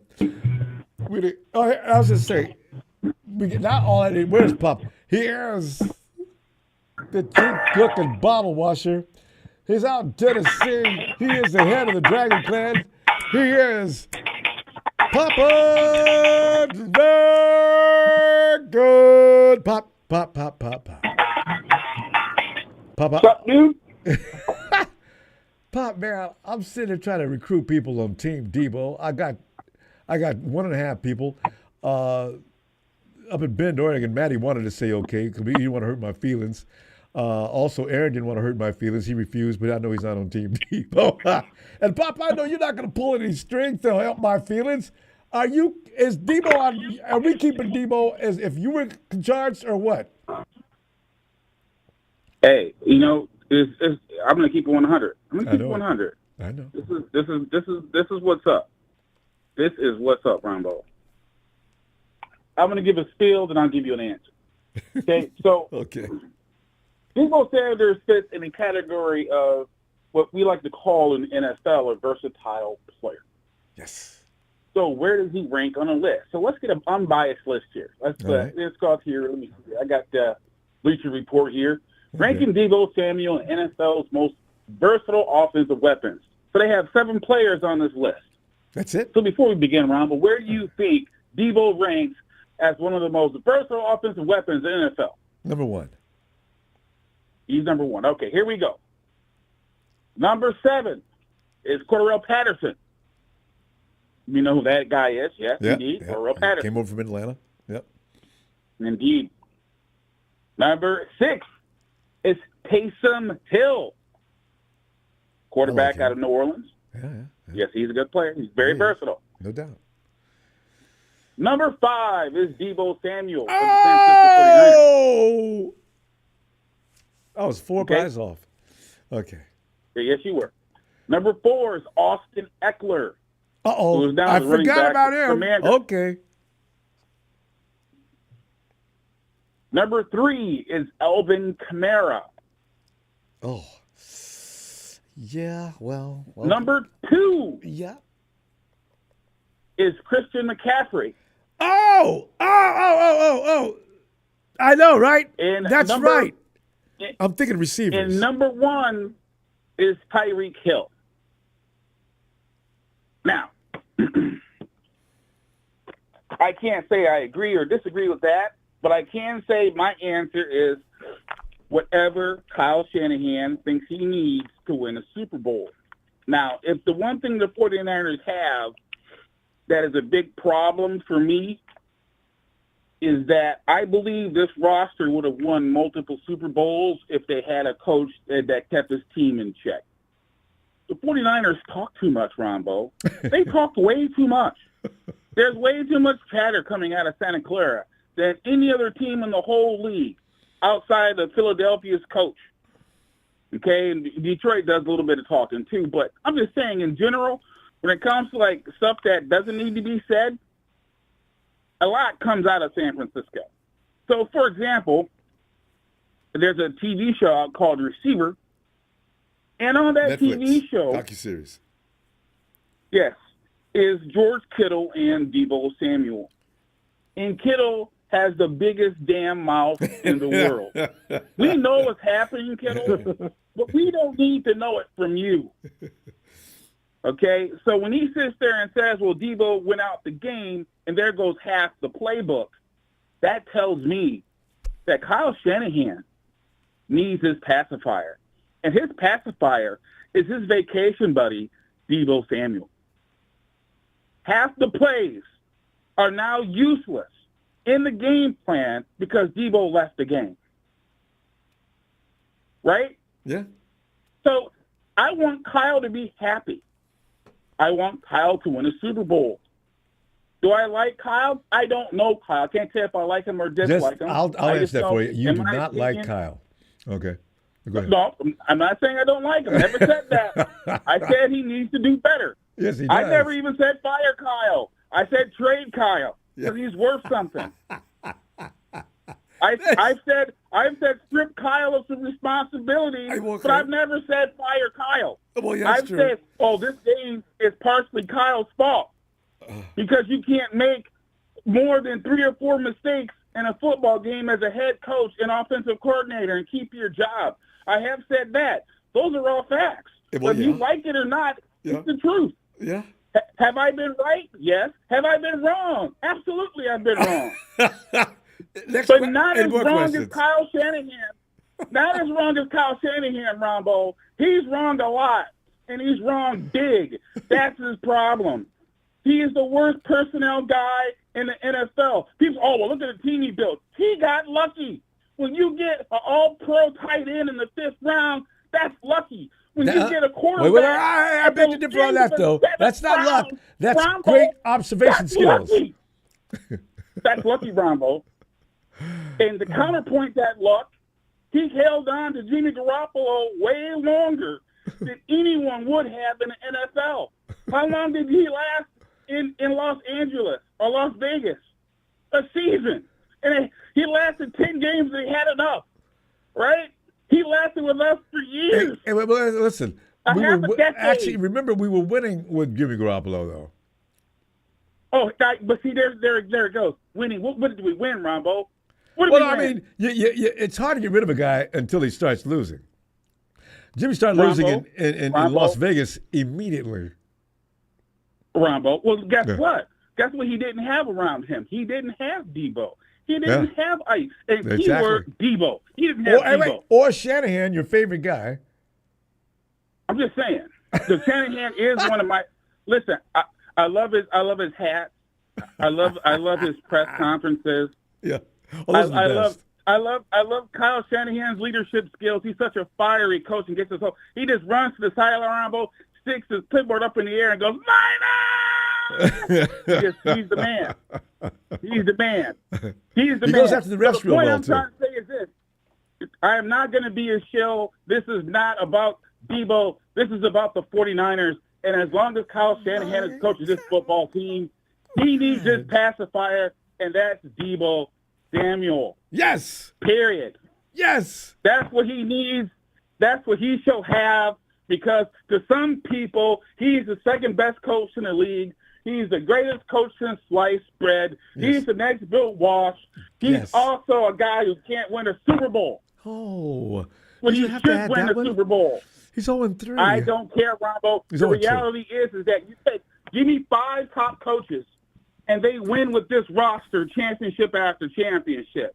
They don't sit there and not know the overtime rules, Ronbo. They don't sit there and stop running the ball, Ronbo. They don't sit there and encourage their big mouth players to run their damn mouth. Guess what? George Kittle, I love him. Great player. I would love to play with him. But just like Brock Purdy said, Ronbo, shut the fuck up. He needs to shut his goddamn mouth. He was running his mouth in the Super Bowl when Christian McCaffrey fumbled the ball. He's there fucking joking around. Shut the fuck up and play. You've almost went Samuel L. Jackson on me. I'm loving it. Samuel's my Samuel and Jerry are on my same popular guidebook today. Hey, I tell you what, Pop, I can't argue with any of your points. They were right all on point. The 49ers do need to hush. And Debo needs to also grow up about social media. I want him to keep that same fire when people aren't saying bad things to him and insulting his manhood like he looks at it. Yeah, exactly. And comes out and plays his best football. You know, Debo, you don't need to get mad. Yeah. Exactly. And Juice runs his mouth all the time. He is the stupidest smart person I know. Just gets in front of the cameras and says all kinds of dumb shit. Oh, we're back to 49er football. Oh, yeah. I'm hurt because of my contract. You didn't have to sign it. Armstead didn't sign his and got paid. Guess what? You could have went to the Jaguars, too. I don't want to hear it. No one forced you to sign it at gunpoint. Bob, we got to go. And I'm glad you got that off your chest, though. I want to give you save a little bit. And let's continue on Sunday, because absolutely, man. I can't wait till you get in there with your. And I love the way you frame what you're about to say first every time too. So that way, when he gets to his punchline, you can't really argue with Pop. I rarely can. Hey, we all have a good idea of what makes common sense, and we see common sense. So the reality is that if you're a true fan, that means you're a fanatic. You don't care what the 49ers do. You just don't, and you'll sit there and defend it, right? Whether it works or not. Talk to Jerry Rice about that. The reality is they got the best teams in the league, man. They should be winning championships. This year, Pop, this is the one. All right, Bob, I'll see you before production throws us both off. I'll see you Sunday. Shout out to you, Ronbo, and shout out to production. Okay? Shout out to Big Show. Yeah. Shout out to Tony. Shout out to Chill Pill Phil, Sharon, Slom, Evan, Alan, Jack. Who else? Maddie, the dark one. Yeah. Fish Sandwich. Frank, Emilio, Donut, and his crew. We're out. Right. Give my best to Bam. Boom. Mrs. Dragon. Night, Pop. Good night. And 49 Brian says, Ronbo, throw the damn flag. We got that a while back. I don't know if he's talking. I think he's probably talking about Big Show. Brian has a thing about Big Show. Anthony. Team Debo, as we go the future. Anthony, come on in, fam. I'm in here recruiting people for Team Debo, trying to get his support up. As a lot of people have assumed that Brandon Aiyuk can carry the load. We don't need Debo, and the more I've been listening to that the last couple of weeks, man, I don't know why y'all. I don't know about not needing Debo. But I'm not trying to sway your decision. But I'm trying to put you on Team Debo. Where are you on this? I'm always root for Debo because Debo stays in the same. He stays in Spartanburg, South Carolina. I stay in Clint, South Carolina. 35 minutes away. All right. He played football against my son. Really? So you've been watching Debo for a long time. Yeah. My That's a good son played football for player, high school, and he played for the high school in Spartanburg. So I'm always root for Deebo. You know, and Debo, he does need to hush, and he needs to stay out of social media spotlights as much as he likes to do. He's not been that bad last year. My only problem with Debo is, Debo, you need somebody to make you mad for you to go out there and play like you did against the Eagles. I want you to get that mad every week. Oh, man. Come on, Dave. Get mad. Stay mad. But he did the Eagles, boy. Boy, he couldn't wait. Because after he called what's his name trash, and that poor cornerback in Eagles, he didn't even say anything back. He didn't say a word. They asked for his response. He didn't say nothing. He was scared. And Debo still went out there and layeth the smackers down. Oh, Debo! I mean, even when Kelsey retired, he said out his own mouth. He said after they played us, he said they was broken. And he was right, too. They didn't look right after that at all. They weren't they on a 10-game? Anthony, weren't they 10-0? Or were they? Yeah, they were undefeated, weren't they? When we played them last year? They were 8-0. Wait a minute. And then they played us, they just started losing them. No, wait. They lost to the Jets after they played us or before? They lost to the Jets right before they played us, and then we played them. We added to the pain. There. Right. Actually, Kelsey should have been talking about that game, too. I don't know how you lost to the Jets. Y'all supposed to be the Eagles? How'd you do that? And so, yeah. Well, and for Brandon Aiyuk, man, he beginning to get on my nerves, man. I know, I wish he could just be cool. They can't be cool. Those little antics they do don't help. 49ers aren't paying that any attention. They may look at it, but that's not going to make it hurry up.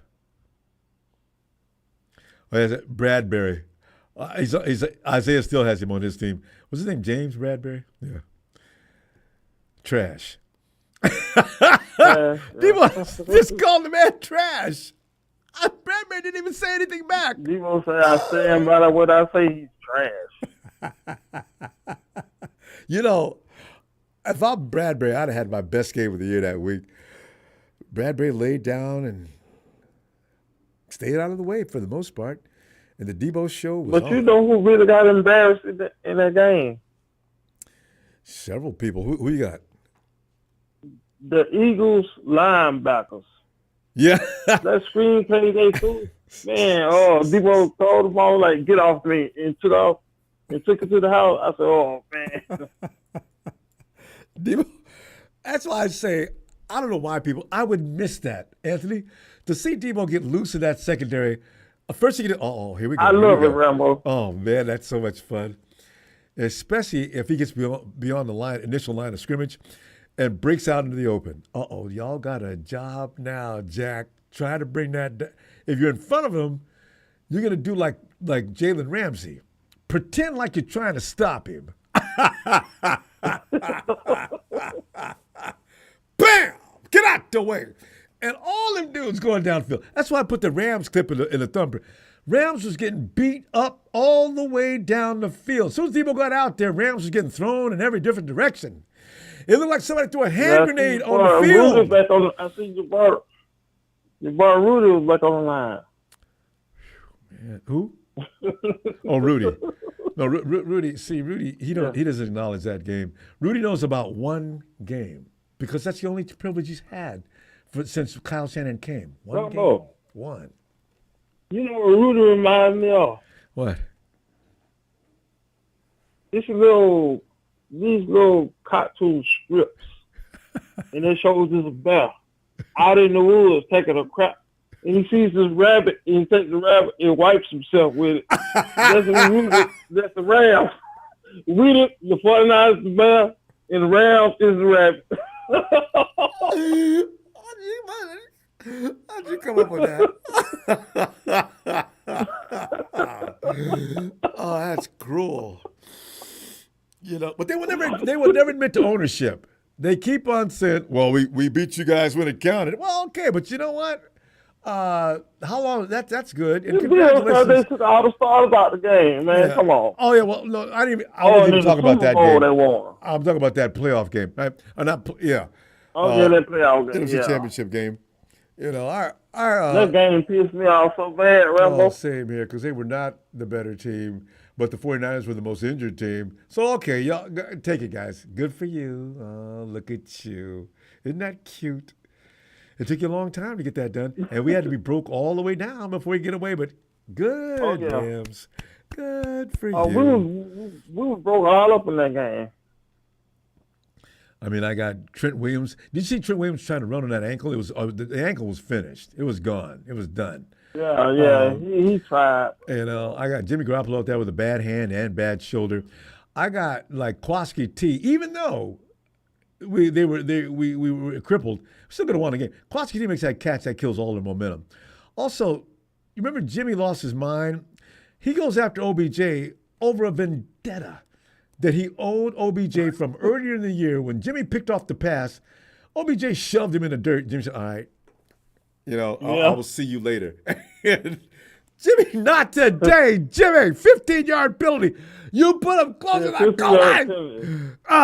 So, I was like, and that was real. I mean, that wasn't Jimmy Ward. I was like, so they had, I said that. I told my homeboy we were watching. I said they're gonna come back to hurt us, man. Of course it is. And if Kwasi T makes that catch, Kwasi T was the fastest guy we had on the team. There's no telling how far he gets down the field on that play. We at minimum kick a field. Anyway, you know what? When he dropped that pass, I was like, man, hit him dead in the hand. I was like, oh man. I couldn't believe it. That's what we do, Anthony. We find ways to lose important games like that sometimes. We didn't have to lose this. We hurt ourselves. All the time. The other team never beats us. Except for Cincinnati. They beat us last year. They beat the hell out of us, actually. But that's the last game I remember the 49ers getting their beat. Oh, yeah. Also, Lamar, they beat the hell out the 49ers. Two games. Yeah. You have to stop and think about when the 49ers actually got beat when they didn't do it themselves. There's no reason to lose to the Chiefs. What are you doing? Majority of the time, we hurt ourselves. It's just like when Ronnie Bell tripped up and maybe hit the man, and then they called clipping out. Oh man! And there was a big chalk play we had got, and they called it back. I said, oh man. And we're gonna go. I mean, I'll be back Sunday, and like we do, we'll complain again about the 49ers' failures. Pop says it's all about talking too much, and Kyle Shanahan. There's so many reasons. All of us have several reasons why we lost, so it ends up being thousands of reasons. I think the biggest reason is Kyle want to be too friendly with the players, man. Well, maybe, but he's kind of mean to some of them. If you make him mad, Kyle will put you in the doghouse in a heartbeat. Anyway, fam, we're going to run over time. It's getting late tonight. I'm going to tell you what, I'm going to see you, Anthony. Appreciate you, fam. I'll see you Sunday. All right? All right, buddy. All right. Night, Anthony. All right. Good night, Ronbo. Good night, fam. And let's go to New Mexico, where Lorenzo is. Lorenzo! What's going on, Ronbo? Oh, Lorenzo, man, I'm up here carrying the torch tonight for my boy Debo. Man's getting a bad rap. People talk about Debo is unnecessary, about the fact that he has less volume in this and that. And I'm saying, you know what? I don't know, guys. Let's look at Debo's job for a minute. You know, I mean, Lorenzo. Yeah, I like Debo. You know, yeah, I like Debo quite a bit. As a matter of fact, you know. Yeah, he runs his mouth a bit, but he backs it up, you know. I mean, what the fuck? What are you going to say? You know, I mean, he said something that going to piss off those guys or whatever, but he went there and he fucking kicked their ass, you know. Mm-hmm. I mean, what can you say? But the thing I like about Debo, what's that? Is like you're saying, he gets past that. When he gets out there, I mean, I can turn my back to the TV and say touchdown, fucking touchdown, right there. And he's still like 15, 20 yards away, Yeah, I mean, you fucking got it right there. There's only one or two defenders, but he's they can in, forget you know. They will be abused. You can already hear the announcer. The 15, the 30, the 20, the 10. Yeah. Touchdown reel. Yeah, I remember. You know? Who the hell was it? And he did that. He did that 360, and he didn't even like break stride. I forget who the hell he did that against. That the Hawks or the Cowboys, wasn't it? Was it the Cowboys? Debo, the the Rams have suffered that pain. Remember that play with the Hawks? Dude tried to grab Debo right on the sideline to pull him out. Debo twirled around like a ballerina. The defender flew off, and Debo stayed on the right side of the line and tiptoed in. I was, Debo, boy, you man, that's the play I'm talking about. Yeah. Okay, and he didn't even. It's like you're like, what the? What the fuck? He does all those things spontaneously. Yeah, and after that game, I was like, geez, that's when you can just like, you know what? He's in. Boom, touchdown. Right there, guaranteed. Yeah, sure enough, he's in. Unless you get a penalty or something. And that one against the Rams where he ran down 40 yards through hornheads everywhere trying to grab Debo, and they're sliding off like Debo had a pound of butter on every inch of his body. They Jalen Ramsey pretended like he go tackle Debo. Yeah. Oops. Yeah, they wouldn't be the same team, Him and McCaffrey. I think he called me. I think he kind of his play calling's a little shitty sometimes, but hey, a couple Super Bowls. It's not. But yeah, we should have won. Yeah, well, get over it, I know, and me. Yeah, what are you gonna do? Because they're so good. The talent level is so high, and yet still we find these little boneheaded ways to help the other team beat us. They're not better than us. They're not beating us. You know what? They did show some character against that Detroit Lion team last year, because I thought the game was over, Lorenzo. In that fourth quarter, 49ers came battling back. I said, boy, you guys are just Jekyll and hiding me all the time. God. Yeah, and I listened to all the football experts. But you know what? 2 games, you can go back to that Rams game when people were leaving the game and shit. Yeah. Scroll back to that time, and I'm the one that says, we got this right here. Ooh, la, la, I think it was. I posted on that fucking thing. Oh, that's right. That was that game that was we had to win in order to to get into the playoffs. That's right. I thought it was over, too. Yeah, and that's what I tell you, that fucking, that Cowboys fan called me up. Fucking, fuck you, like, man, shut up. And after that, I sat back down, and I was like, I hung up on him. I was like, yeah, fuck, we got this, I would, see, there would be nothing better. I wish any Cowboys, Rams, any fan call me up talking about, y'all, hey, whatever, you the bad 49ers, huh? You got that ass whoop. You got 3 minutes to go in this half, and this game is over. 3 minutes later, call them back. No answer. Your phone, or you have been disconnected, or you have been blocked. Yeah, they came back and they beat him, So we've had our moments. It's not bad. It'd be nice to win and stuff, but fuck, it's over. It's just, Lorenzo, though, it leaves you go into depression after them losses like that, though.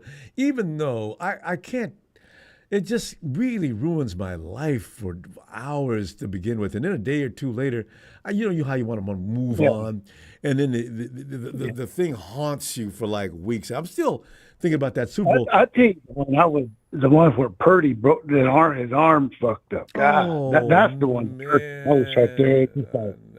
Because you didn't even get a chance to find out, You like played him so hard next year.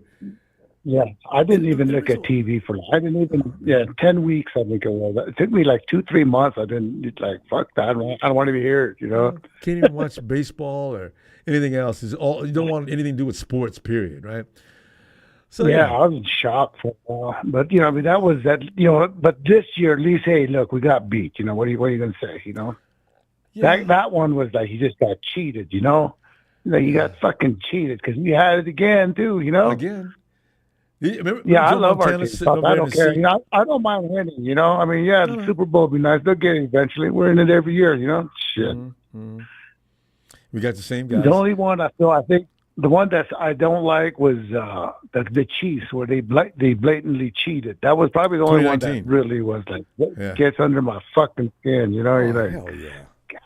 yeah, you know, refs and the no calls. Yeah, but other than that, it was our own fuck ups, and you know, that one you can't really make excuses. You know, Kyle Williams fucking fumbling twice.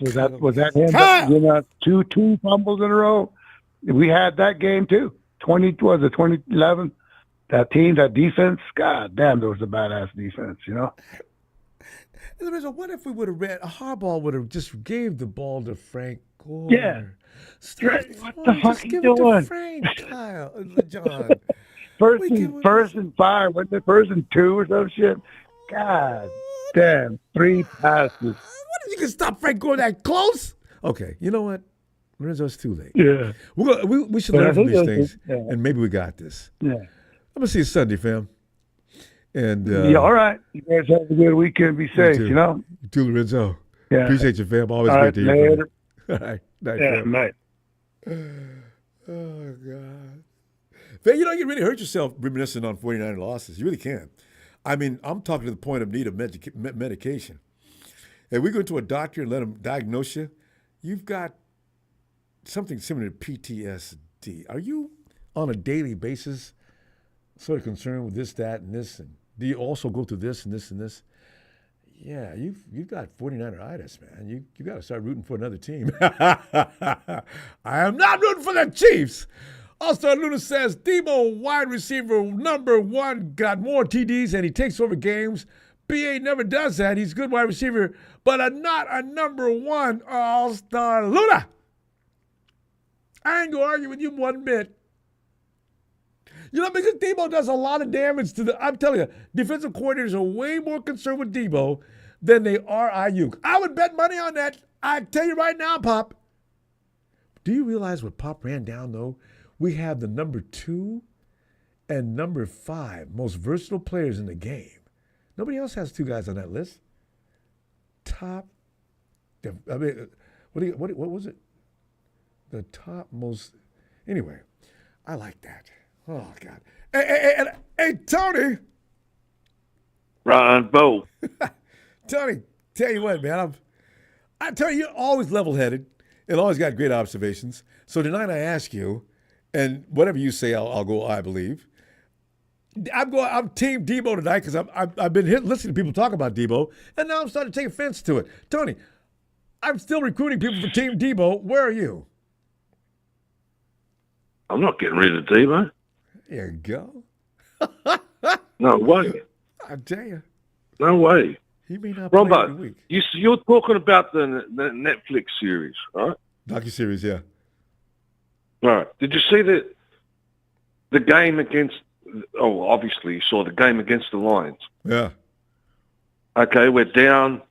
Who's doing all the talking to the team? Who was doing firing the team back up? And who changed the momentum of that game? Yeah, that was our boy Debo. Because Deebo Samuel. Yes, because that guy on the Detroit Lions pissed him off. And George Kittle. Yep. Those 2 boys changed the momentum of that game. George always does. Yeah. All right, and don't forget, both of them were injured for the Super Bowl, but we didn't know how much George was. I know. And you're not winning a Super Bowl with an injured George Kittle and an injured Deebo Samuels. All right, Debo, I said it to you last time, Ronbo. Aiyuk doesn't run through big dudes and across the middle of the thing and gets smashed every game. Yeah. Debo does, and Debo is what you call a momentum changer. The minute you drop your guard, a team drops their guard against Deebo Samuels, that's when he busts your ass for a 50, 60-yard run and touchdown. Every time. You just said it before. If you ask every single team, who do you prepare for the most? I can't think of the words to put it in a good perspective, but you can help me. Brandon Aiyuk or Deebo Samuels, every single team, every single coach will say Deebo Samuels. Because of his function. Because they know in one split second what he is capable of doing to you. Mm-hmm. And he does. And he hates to lose. And he does. And he hates to lose. Oh. And when he's mad, when he's got the shits, and he's mad in a game where we're losing by a little bit or whatever, you know, he's always, Carl, come on, man, dial it up. Let's get this ready to go. Give me the ball. You got to love a guy who wants the ball. Exactly. If I had my way, I'd have every team in the league pay one guy. Listen, can I get you to say something to Deebo Samuel he won't appreciate? I'll give you $1 million. He plays his ass off when you people talk to him. It really fires him up. It's not normal. A lot of guys get trash talk to him, but they don't react with Deebo's vengeance. My God, he gets fired up. And the thing is, Ronbo, I'm not taking anything away from Brandon Aiyuk, but Brandon Aiyuk is out there in the back. For Brandon Aiyuk to do any, I'm not talking about his blocking or he's excellent with all that stuff. Sure, right? Sure. But the quarterback has to get the ball to Brandon Aiyuk for him to be able to do something over the top of all those players. But what people seem to forget, you said Frank Gore. Getting rid of Deebo Samuel is like getting rid of Frank Gore. Well, something similar. Because these guys that are proven that they're gonna, if you give them the ball, they're going to be tough. But you don't have to throw the ball over the top of everyone when it comes to Deebo. You can just hand it off to him. That's true. And he'll run through people. That's true. And now the game plan against that poor bloke, right, is teams are going, you can't hit him front on, one-on-one. You can't get him one-on-one. So they're game planning for people to hit him with cheap shots, all right, on the side, from behind, from different parts of the field. And it's for their own safety, Tony. You know, you hit him head on, you're going to get hurt. But you know what I'm saying, Ronbo? They're trying to take this boy out, all right, with cheap shots and from various different positions on the field. They're not trying to take him out because he's no good. Yeah. They're trying to take him out because he's a game changer. At any given point of the game, Deebo can change the momentum of the whole game and turn it around into the 49ers' favor. Absolutely. Hey, who was that guy that Deebo's laying on the ground and he got up right in front of the cameras, everybody, and gave an extra tug on Deebo's bad leg or bad foot? See? Oh, yeah. That's the kind of thing that Deebo has to put up with all the time. And the camera doesn't always catch that, you know? Yeah, but your eyes, you got to be watching the game. I mean, this guy takes a lot of punishment. And he won't give up. You've seen on the series where people are massaging him and shit at home and this and that. He doesn't want to come off the field. And that's the only thing that worries me about He's Deebo. a warrior. Yeah, he's a warrior. He is. Him and Kittle both. They're already taking. They got 5 guys holding them down, and they're still trying to get away. Okay, you know what? Just drop, please. Just drop before you get hurt. It's over. I mean, they got an army holding you. You're not going to break that. If it's 2 or 3 guys, okay. But they've got an army on you. Go down. So, you know, yeah. But I love that fight in them. Yeah. Oh, yeah. Well, you see them before the game, Ronbo. Both of them go up to each other every single game. All right? Yeah. Kittle and Deebo, and they fire each other up. Come on, let's go. Let's get this shit done. Those are the kind of players I don't want to lose. That's why I'm saying you need blood and guts, guys. There's a lot of guys who are out there playing. You can't afford to lose, Ronbo, because if McCaffrey goes down, Debo's there. If Juszczyk goes down, Debo's there. So he's got versatility. He can do a lot of shit for you, right? And he's a tough boy. Yeah, he's going to get injured because he runs through animals. He's got to run through a line of animals. Yeah, and does not care about his body at that time. Yeah, you're not going to get. And they put Tyreek. They put Tyreek Hill. Can Tyreek Hill play tailback? Can Tyreek Hill do the shit that Deebo does? I know. I want to argue with those people who compiled that list. So. I really do. Tyreek That's Hill. Horseshit. Anyway. Tyreek Hill can't do what Deebo does. No. What Tyreek Hill does number one is he frightens people with that speed. When he comes off the line of scrimmage, if he's in the slot and he does a little dance around the middle of the field, it does send to panic. I will give Tyreek Hill credit for what he does do. He does well. But I still like Deebo. Oh, I really do. But that's bias. He's a powerhouse, man. He's a powerhouse. Watch him this year. You watch him this year. Can't wait. Tony, we got to go, though. Well, let me see you Sunday, Monday, Tony time. All right. All right, brother. Shout out to Papa D, Big Show, Evan Ellis, the rest of the crew. And it's good to hear Storm and Norman back in the fold. I know, right? He's been out for a while. And Emilio hasn't been around for a while. Keen to hear you should mention Emilio. He's coming up next.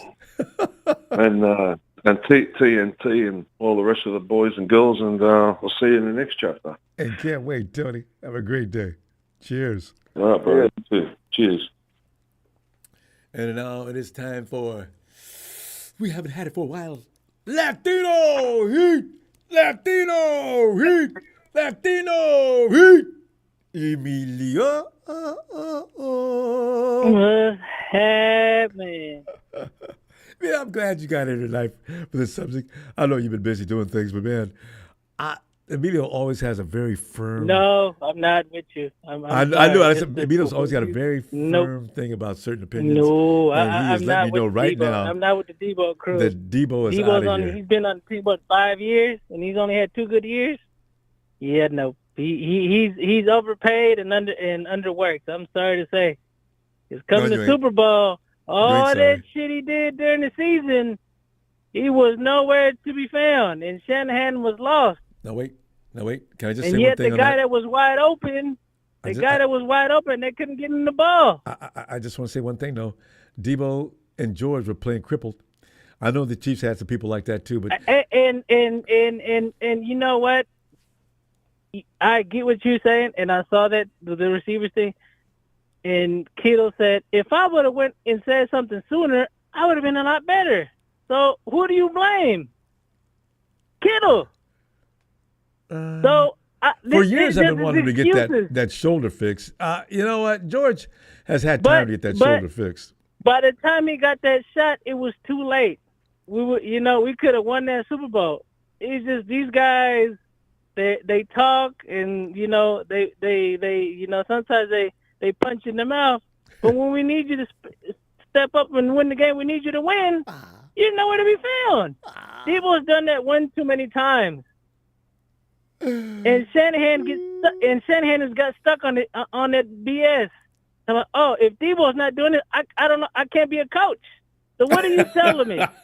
You have all this talent on the team. Now one player is not there. You suck as a coach. So that means you suck as a coach. You shouldn't be there.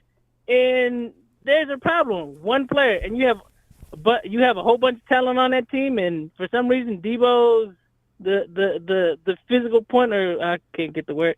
Remember the word. Your physical point of the one player. Your team just sucks. That's what you're telling us. That's sad. He should have more than one game plan. I blame this loss on Shanahan and a whole bunch of excuses. You cannot. You just no. And honestly, we're not going to win a Super Bowl if Shanahan keeps doing the same bullshit over and over. If Debo's not out there, we suck. I'm sorry. There's other things. No, there isn't. According to Shanahan, and watching the receiver show, according to Shanahan, we suck if Debo's not out there. That's sorry. How we have so much talent? So you're just saying you're paying all these guys for no reason? You know what? Why do we have so much talent on the team and we suck? That's what you're saying. We suck without Debo? I know, because he runs too much of what he's trying to do has to go through Debo. Debo is a running back getting paid as a receiver. That's all he is. Come on now. If you put McCaffrey, what Debo does, McCaffrey can do the same thing. Maybe. You put him in the slot, McCaffrey's going to be gone. I can argue that. It's just 2 running backs on there running the whole team. But yet when Aiyuk is wide open, Aiyuk is catching everything. But then the problem is we don't have a line. If we don't have a line, I just say if we don't have a line, we're not going to win the Super Bowl. They keep using that excuse, talking about, oh, we don't need a line. No, I'm sorry.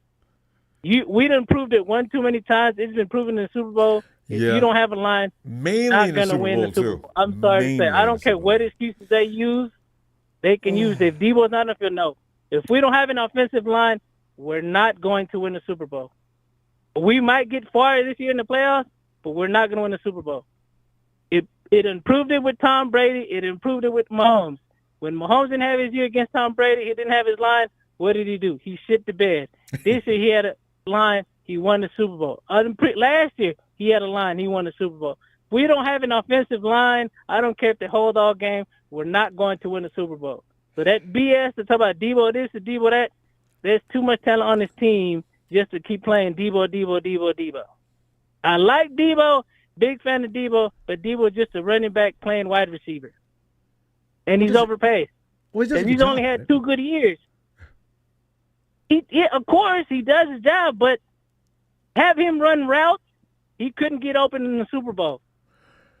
He's not a receiver, Ronbo. And everybody else that thinks he's a receiver, he's not. Good cornerbacks. The running back. And yet, if you want him to get him the ball, run deep, get Purdy a line. What happened when we got hurt? That mistake with the Super Bowl. We could have won the Super Bowl, but for some reason the line didn't pay attention, and Purdy threw an interception and got hit.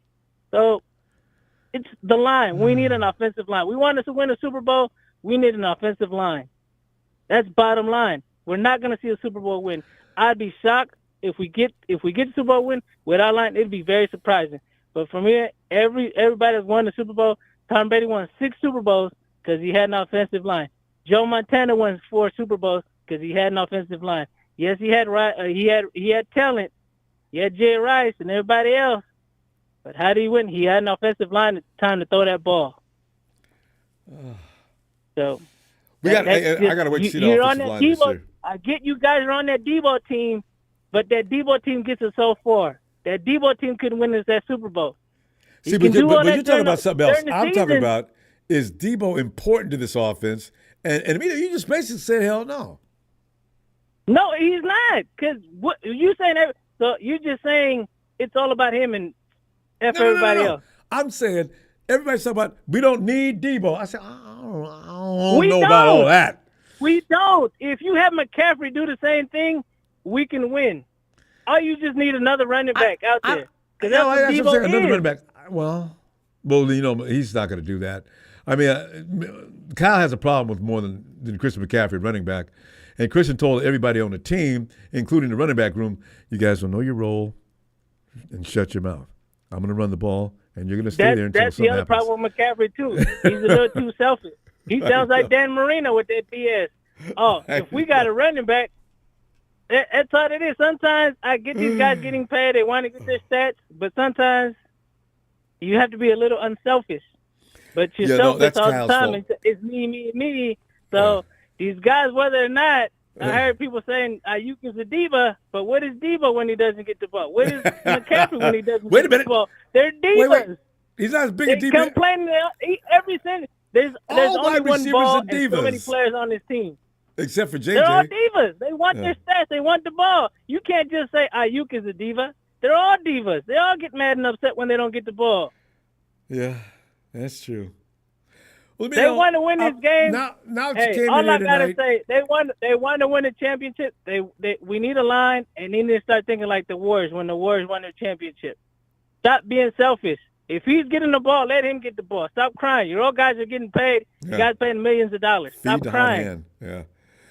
Well, Deebo, I mean, you're not going to be in the Deebo. I ain't going to send you a hat and shirt with Deebo's name on it. But I don't want. Trust me, like I said, I Deebo. I like Deebo. I'm excited when he does what he does. Yeah. But stop predicating the team just on him because it's not about him. It's not. That receiver show. That receiver show just made it seem like it's just about them two. I'm sorry to say it's not. Talk to you. Like I said, great show, but they overhyped Kittle and Debo. Way too much. I've not seen Emilio in a month. He come in here and give me a beat down on my boy Debo. Hey, Emilio, I'll be back Sunday though, and we can continue because you made your point. I might come around. I'll let you know how I feel, but yeah, no. I always look forward to it. Like I said, we haven't had a receiver, and I still keep saying we haven't had a receiver since T.O. I'm sorry. Aiyuk needs to get paid one way or another. Aiyuk needs to get paid. We'll see. If not, we're going to be we're not going to win another Super Bowl for another 30 years. No, I mean, don't put that out there. All right, I'll see you Sunday. We done lost 3 Super Bowls. It's what it is. We offensive line and receivers. That's what one of our last 4 Super Bowls. All right. Production's frowning up. We got to stop. I'm gonna see you Sunday. All right. Have a good night. You too, Emilio. Receivers in line, offensive line. We won the Super Bowl. That's all I got to say. All right. Have a good night. That's all he's got to say. Not running backs. Yeah. Good night, Emilio. Hey, Smooth, come on in here, man. Because I'm like, I got more people not on my club than I do on it. Smooth. Well, maybe that's Steven and Emilio. Let's see. Versus Big Show and no, Aaron's definitely not. Maddie's on the fence. Has everybody answered my question so far on this? Anthony likes Debo. Actually, no, the Debo Club is winning. Hey, Smooth.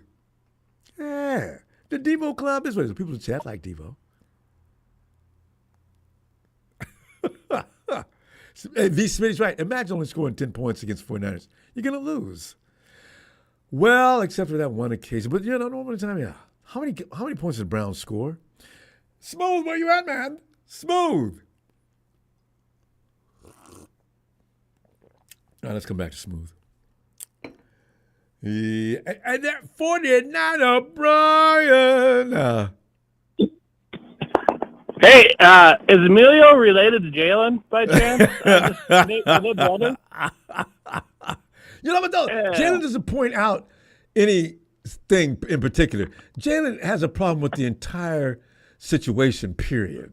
So Emilio points out some of the things that are pissing him off.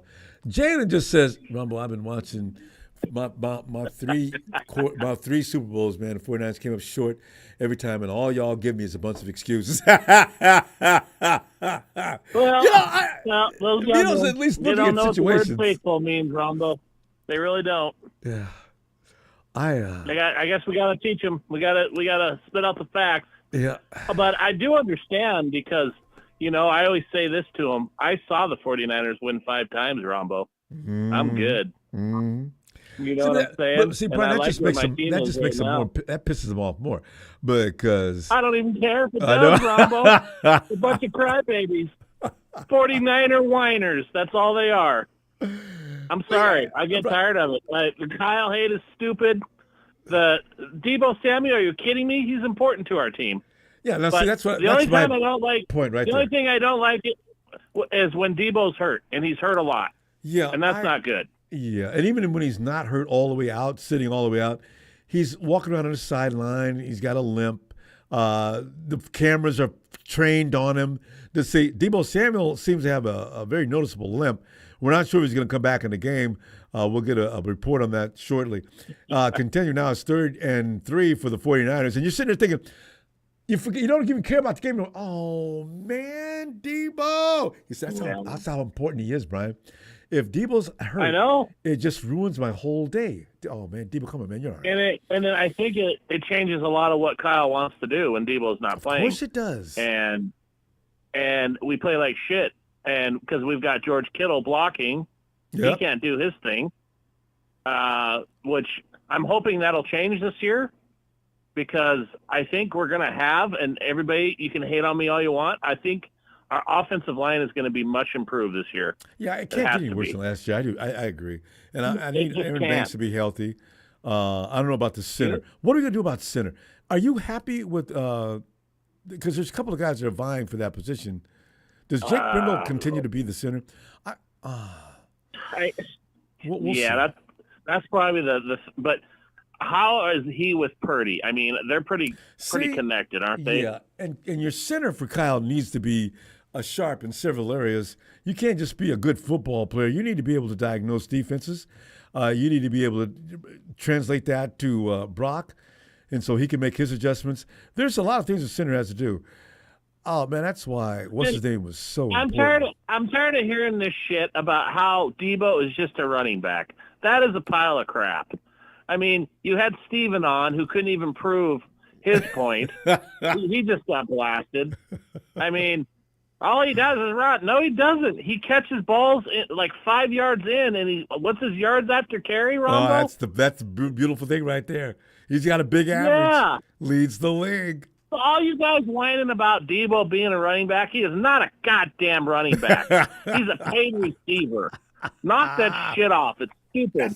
Go get your Larry Krueger notes and your Grand Coon notes, and I'll even say you're all listening to Nick Wright. Stop the shit. It's stupid. Stupid talk. Yeah. Well, you know what? Get your heads out of your asses. We're all 49er faithfuls. We should be a team together. But you're all whining about stupid shit. I get tired of it. Brian, one thing. Sorry, I have to vent like Papa Dragon tonight. My blood pressure's good, Ron. Hey, but you know what? One thing I wish Kyle would do is have a plan B. If you're gonna sit up and diagnose diagram what you want to do versus whatever team. It shouldn't run exclusively through Debo to the point of 50% of your offense is being ran through Debo. I would rather see a distribution of I can fall back on plan A, B, C, and maybe give yourself a D. Again, I need some different routes to go on. Again, like, Ronbo, I totally agree with you, but I see that offensive line being better this year. That's going to free up George Kittle. Debo and Aiyuk is going to get signed. They're going to do their thing. And CMC is going to be running all over the place. I mean, what's the cry about? We have the best offense in the league, do we not? Yeah, according to ESPN, yeah. I think a lot of other people agree with it too. So. And poor Molly Quinn. Did you see that, Rombo? Oh, poor Molly Quinn. Crying about Dak. Dak's the best quarterback in the NFC. No, he's not. No, he's not. Brian, I'm flipping through the dial. I'm looking at it, and they're talking about, and Dak Prescott is still sitting back, and I'll stop. Because I think, oh, God, please talk to me about Dak. Because Dak Prescott conversations are hardcore entertainment. Because there's Dak playing the nice guy role. And like you're saying, women love Dak because he seems humble. He never gets loud or boisterous or obnoxious about the fact he's not getting paid. And Jerry's sitting around saying things like, well, we're going to let Dak prove that he needs to be paid. Yeah, but Jerry Jones has a trap door right in front of his desk, and he'll drop Dak Prescott in a heartbeat whenever he wants to. Yeah. I haven't seen that. So I don't want to hear that crap either. I picture in my mind that Jerry Jones doesn't give two shits about Dak Prescott, just like he didn't about Tony Romo. He didn't give two. He just had him because he had to have him. What Cowboy fans don't know is until they get a real GM, this is going to be the situation. Jerry Jones does everything he does on emotion. He does it on his own gut feeling. He doesn't crunch numbers. He may have people doing that. His son may do some of that things, but Jerry's just out there calling shots. Ronbo, I think the NFL owners need to band together, and they need to have. I think they need to have Jerry Jones looked at medically. Jerry carries a lot of weight in the NFL, though. I mean, they're not going to mess with him.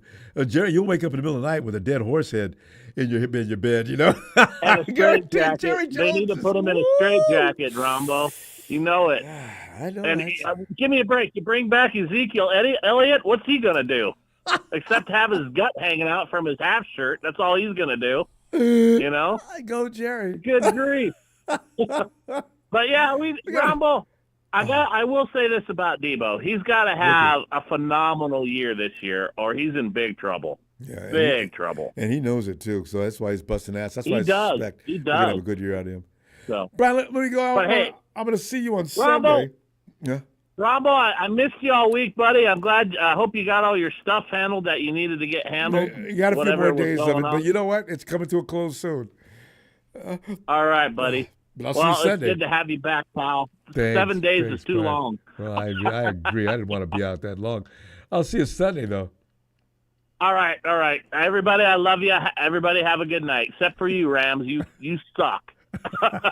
Bye, everybody. Night, Brian. Keep that chat in line. I love it. Night, fam. Let's go back and check out Smooth. Smooth.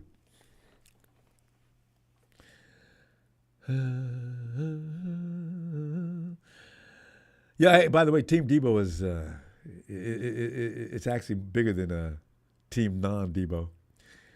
Emilio. Who else is on Non-Debo? Somebody else gave me the Riot Act, all 13 pages. Oh, here we go. Oh, this is it. This, I can't wait to ask him too. Jalen! Cardinals, y'all irrelevant. Rams, y'all some bombs. Yeah.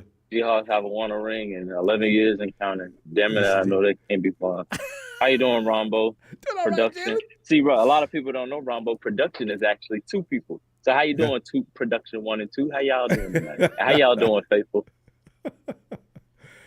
Jalen, how's it going, Ronbo? I ain't spoke to you in a while. I know, man. I've been out, but I try to do some things so I don't get bothered during the season. But Jalen, man, I'm recruiting people for Team Debo. The boys taking a lot of headshots, kicks, punches. I'm saying, man, come on, man, y'all. Every other person I talk to, man, you can get rid of Debo right now. What? Man, I ain't saying with y'all to get rid of Debo right now, but Debo, y'all understand his function on this team goes beyond what you're looking at, So hear me out, Ronbo. Do I think Debo is important?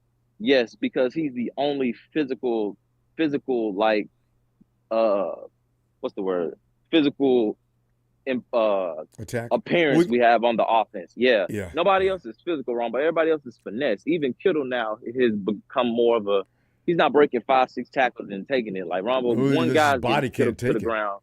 So I mean Debo is important because our team has gotten away from being a bang and a physical run team to a finesse team, Ronbo. Like I've said this with McCaffrey. He's not a power back. Like Ronbo, when he gets tackled, he's falling backwards. You know what I'm saying? The only way I can see us, Debo not being important is if Kyle puts a way heavier workload on Jordan Mason and he starts putting Christian McCaffrey out there at wide receiver some more. Because Christian McCaffrey can play a better wide receiver than Deebo Samuel. I really do think that. Or at least give Jennings some credit, though. William Roberts pointed out Jennings is physical. Javon is physical. I mean, Javon is so bad that people start fighting when out on the field. I like that. Intimidating and physical. He doesn't get the ball enough to be that imposing threat, Ronbo. He doesn't get the ball enough. The 49ers have gone away from being a physical offense, Ronbo. We're no longer a physical offense anymore. Yep. Like McCaffrey's not a physical guy. Kittle, he's not trying to get hit that much.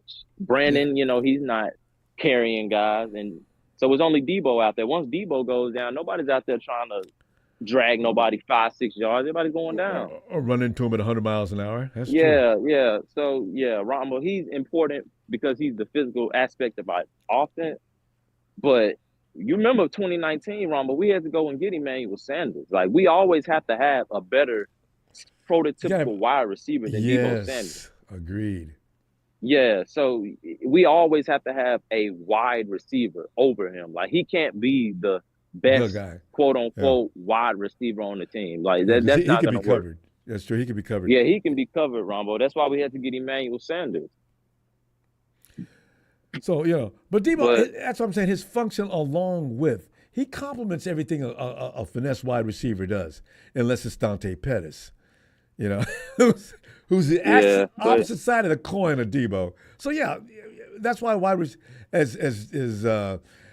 as Brandon had been doing, they're a great combination. I don't want to see that broken up, but we got to see what Ricky Pearsall looks like. And here's something that also bothered me in the Super Bowl with Debo that I thought was different, or not different. That I thought I had right about him. I always knew Debo was bad at not bad, but didn't get the best separation. But I always looked at him as he's going to make the contested catch. I always thought that Debo could make, good possession catches. But Ronbo, even when it was 50-50 balls, he was getting the ball knocked out. So, you can't get open and you can't make contested catches. Like that's a problem. That's not his That's thing. a problem. Like it's guys out there like AJ Green. He wasn't getting separation. He was making contested catches. And you don't always have to be a big wide receiver to make contested catches, Ronbo. Yeah, that's true. You need to be a position person who knows how to position himself to make the play. So So Deebo, you can't make possession catches and you can't get open. That's a problem, bro. That's how JJ's making his living over in Minnesota. Exactly. If the ball's up in the air and you're standing next to JJ can look at you and say, you may as well give up now. Because it's over. He's going to win that every time. Think about it, Ronbo. I mean, Odell, he was a hell of a route runner, but he not that big. He about same height as Deebo, and he could make those possessions and those 50, a lot lighter, catches. too. Yeah. Yeah. So, I mean, Deebo needs to – I'm tired of seeing him pushing a sled. I need to see you out there either catching a ball or running route. Like, you need to be – He knows what he's good at. And he's good at bullying you. He's good at abusing you. He's not Anquan Bolden, but he's somewhere near that. Bolden, like that's what I thought. That's who I thought he could be, Ronbo. Like Anquan Bolden could make contested catches. Like he had really good hands, Ronbo. There are wide receivers who don't get good separation, but they can make good catches in 50-50 situations. Debo's not getting separation getting. Yeah, he's not getting separation or making those one-on-one catches, Ronbo. And I'm like, and he had a lot of those in the Super Bowl where he was one-on-one. He lost. So I'm like, McDuffie and Snead. I didn't even know they was that good though. Yeah, them Ronbo. dudes, Like, man, my God. Like it's been Ronbo. It's been a while since we had a wide receiver. Like Ronbo, think about it. We don't throw the end zone fade, the goal line fade. We don't throw that. Because we don't have a guy that can go up and contest the ball. We did, though. What's his name? Whose legs would not work? The dude we had. Oh, Jalen Hurd. Yeah, that was the guy. Remember that game, that preseason game? Jalen Hurd. Every time that ball went out there, if anybody was on Jalen Hurd, they could quit. Hurd was going to get it. Damn it! I wish he would have stayed healthy. He could not. Yeah. They tried so hard. But don't get it wrong, Ronbo. Do I think Deebo is important to the team? Yes, because we don't have any other physical person on the offensive side of the ball that's gonna invoke their will. Once Deebo goes down, the offense gets it's finesse. It's a finesse offense, Ronbo. It's a finesse offense. That is too soft. How many soft teams we watch around the league getting manhandled? Rams. Not anymore, Ronbo. Now, unless you start giving Jordan Mason more carry and you put McCaffrey out there at slot and have him play a little bit more outside, it can work. Other than that, Ronbo, I mean, none of our running backs are really no bangers like that, Ronbo. You know what I mean? We starting to go back to the 2018 offense when we had Matt Breida and Marquise Goodwin. Yep. We're going back to finesse. And last year, remember, nobody said anything like they did the year before. Every team the 49ers played last year lost the following week because they were still nursing injuries. We didn't get to hear that this year. I loved hearing that. God. But you're right. Absolutely right, Jalen. We are not tough. We are not frightening. If George Kittle's not healthy, then we're like that. You got Deebo out. That's why we lost him 3 games in a row. Oh, I mean, 49ers ain't special now. We'll beat that butt like we beat everybody. And they did. And Ronbo, Emilio, beat us like stepchildren. Ronbo, shout out Emilio. Emilio, well, he wasn't lying, Ronbo. This offensive line needs to be addressed. We're not winning a ring until the offensive line is addressed. Oh, and I wish they would believe we steady worried about Ronbo.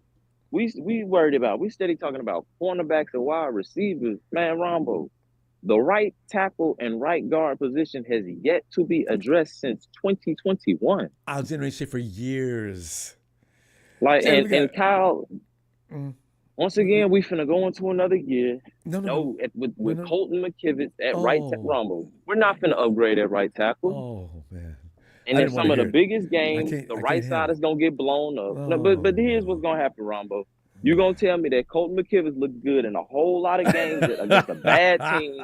And the second he plays against competent competition, I'm going to say, Ronbo, what did he look like against the Browns? What did he look like against the Ravens? He didn't look too good, did he? I'm going to admit to it. I ain't going to give him no defense. Colton's either get better or get out. Jalen, we got to go, though. I'm going to see you on Sunday and see what's going on. Well, Ronbo, at the end of the day, we still the kings of the West. Tyler need a 2-year rest. And Gene D keep coming back crying because the 49ers going to be the best. I'll get a Niners shout out, Ronbo. A Niners!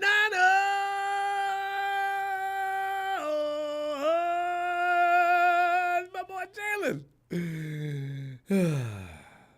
Hi, Jalen. Yeah. You know, I look forward to that year when we're not talking about our offensive line. You know, there's a lot of things we complain about and talk about, but the one thing that is consistent is we all agree. Nobody ever offers any kind of argument. You'll never catch a 49er fan saying, I think we're a little hard on the offensive line. I think they do a good job week to week for what they have to do. There's no reason for us to really lay all the blame on some of the things that we suffer from on the offensive line. No, but you'll never hear 49er fans saying that. If we ever lose, when we do lose games, the first thing we do is talk about the offensive line. And by the way, Brock Purdy allows that offensive line to look probably a little better than it does. Say what you want about Jimmy G, but Jimmy G got rid of that ball quick, maybe due to the fact that he knew his life was in danger, but also at the same time, that made the offensive line look better too. It's already been said and proven that if a quarterback gets rid of the ball quickly, the offensive line will not be as exposed. Well, now you got Brock that does both. Brock can process and get that ball out quickly, and he has the ability to move and maneuver out of the way. And see, that's what makes him who he is, and that's why the 49ers are probably not going to over-concern themselves with the offensive line, which is irresponsible on their part, but I don't see them changing that. Well, I mean, you know what? Let's give Pooney a chance. Let's see what else he got in camp, and maybe McKivitz does get replaced, but I don't see it. I really wish I could. Hey, Smooth. Let's check out Smooth again. Smooth. Ronbo. Smooth, come on in, man. We was looking for you a minute ago. Ronbo. Ronbo. Yeah. Smooth, can you hear me? Yeah, can you hear me? Yeah, I heard you. Smooth, we're talking about Deebo tonight. Yeah, go ahead. Ronbo, hold on, please. I'm listening. I just want to tell a faithful and you. I love y'all, and this last time you go hear from me on the show, and this cancer is taking me out, and it's any time, and I ain't gonna be able to enjoy the season with y'all. So I love you, and just give me one last shout out, please. Oh, Smooth. Yes. Yeah. And you ain't gonna hear from Leroy Phillips Jr. Leroy Phillips Sr. because I am Leroy Phillips Sr. and they call me Smooth. So I just called in, and I won't spoil the show or anything. And I'm going to miss the season. The Niners going to win the Super Bowl. So just remember I said that, I love all of you. Oh, Smooth. So just give me one last shout out. And I ain't going to be able to see my birthday. Oh, Smooth. But you'll be able to watch from where you are, Smooth. It's going to be okay. Let me. Hey, man, it's taking me out, but it's any time. So I'm supposed to be talking, but I just need to let the people know I love y'all and enjoy the season. And we go do it. Okay, we go hold that Lombardi trophy. So just keep me in your prayers and just give me one last shout out. I have to go in, just keep the show going. Don't feel bad. Don't feel bad. Even whether you call it or not, I'm giving you a shout out every day from now until Smooth. For Smooth, Niners!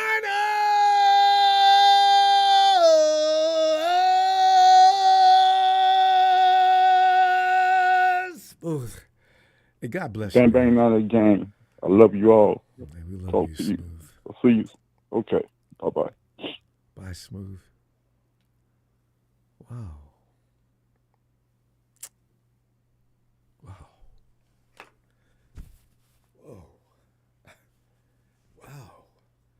I wouldn't expect anything like that. My God, that's wow.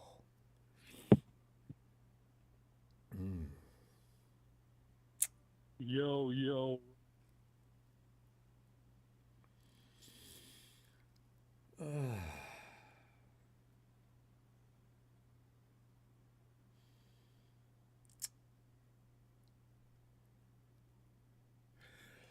Okay.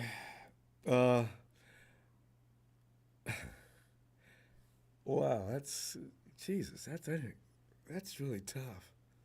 For the NFC, but now since we got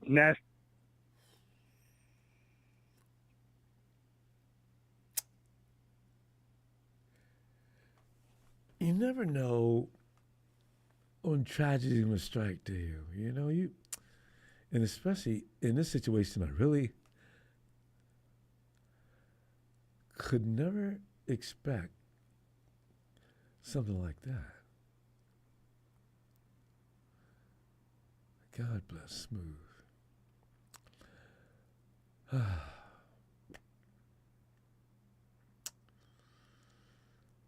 Okay. Marketing Pro, what is it now? Maybe we need this now. Marketing Pro. We got to talk some serious NFC West football, and I'm sure you've been keeping your eyes on the Los Angeles Rams, like I've kept my eyes on the 49ers. So we're going to compare both the situations as we go towards showtime. For what? Well, Smooth, what do you think your team's going to achieve this year, Smooth? Now that you're on the air, Marketing Pro. The Los Angeles Rams are going to win the Super Bowl. I needed that. Thank you, Marketing Pro. You want to know why? Yeah, please. I'll tell you why. Matthew Dime Stafford's never had running backs like he has right now. You got the national champ. You know what the experts call him? The new Emmitt Smith. You know, you've seen him in Michigan. You know how he won the championship. And you got the undisputed best running back in football, Kyron Williams. You know what I'm saying? Wait. Wait. Well, I just want to make sure I heard that right. The best running back in what?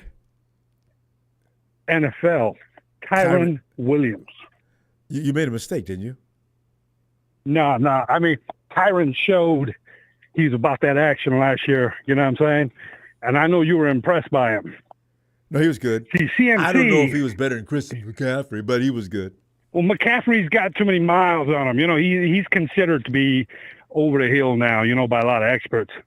So his best days are behind him. But meanwhile, the Rams, Kyron Williams, he's only getting started. And now Cooper Kupp, the word's out in camp, his hamstring is back to 100%. So we're going to get that 2021 Cooper Kupp back. Yeah. But now the 49ers, they got a lot of turmoil in the locker room. You know what I'm saying? Where'd you get that from? A lot of reports out there. You know, the locker room's divided. Many of the Niners feel Aiyuk has been disrespected, and Aiyuk honestly don't want to be there no more. Now, where'd you get that? A lot of sources. You know, to I the got contrary, sources. Aiyuk has made it clear that he wants to play with the 49ers. That's what he's saying. That's the politically correct thing to say because he knows the 49er fans are nasty. They'll start getting all over him on social media, so he ain't trying to, you know, say too much. Like, you know what I'm saying? They're not classy like Los Angeles Rams fans, you know. We understand the NFL business is difficult, so if players going to hold out, we're not going to harass them on social media like the 49er fans do. Just ask Debo. He'll tell you. Wait, you know what? You bring up a good point, though. I would like to know, do Rams fans complain about any of the misgivings of the Los Angeles Rams? You guys just sit back quietly and don't say anything? No, Rams fans understand. We got Bill Walsh reincarnated, Sean, the genius, McVay, soon to be 2X Super Bowl champ. They trusted McVay. He's the Moses of L.A. Let my people now, Ronbo, you are aware Larry, the legend Kruger, has predicted the Rams will sweep the 49ers. He has said this repeatedly. I've heard about that. I've not witnessed it, but I heard about it, and I haven't listened to Krug since I heard that. You know, because if it's true, I don't know why he did that. But anyway. And Larry also mentioned the Rams are much more closer to the Niners we think they are. Wait. Let me get that right. The Rams are much more closer to the Niners than they think they are. Is that what you said? In other words, the talent gap is not that wide, that far apart. Listen, you know what I'm saying? Quarterback, Purdy or top 5 all time. Did you know that Matthew Dime Stafford? Where are the Rams ranked by any any organization you respect, where are the Rams ranked offensively on the best list you can think of? Well, the real experts has the Rams as a serious threat in the NFC. And now we got the 49ers, right? Okay, we'll give you guys earned to be number one for now. Okay, who's number 2 in the NFC? Broken parts, Jalen Hurts and the Eagles. You guys broke them last year. They're never going to get put back together. Sorry, Isaiah P. It's over. Okay. 49ers has destroyed the Eagles mentally and physically and spiritually. Okay. Now, who else you got? Dak Scott? Yeah, and who's number 3? I mean, there's nothing in the NFC. Who you got? You got those Tony Wrongs, Atlanta. We begged the Rams for help. Falcons. You know what? The Falcons. People are going to have to stop giving the Falcons all kind of disrespect. They now have a very legitimate quarterback. You don't think the Falcons will be dangerous? Only reason they're going to be winning a little bit is because McVay's coaches are there. You can just call them the ATL Rams. The world gravitates around the Rams and everything. Listen. It's facts. No, it's not. It's facts. The Falcons begged the Rams for their entire coaching staff.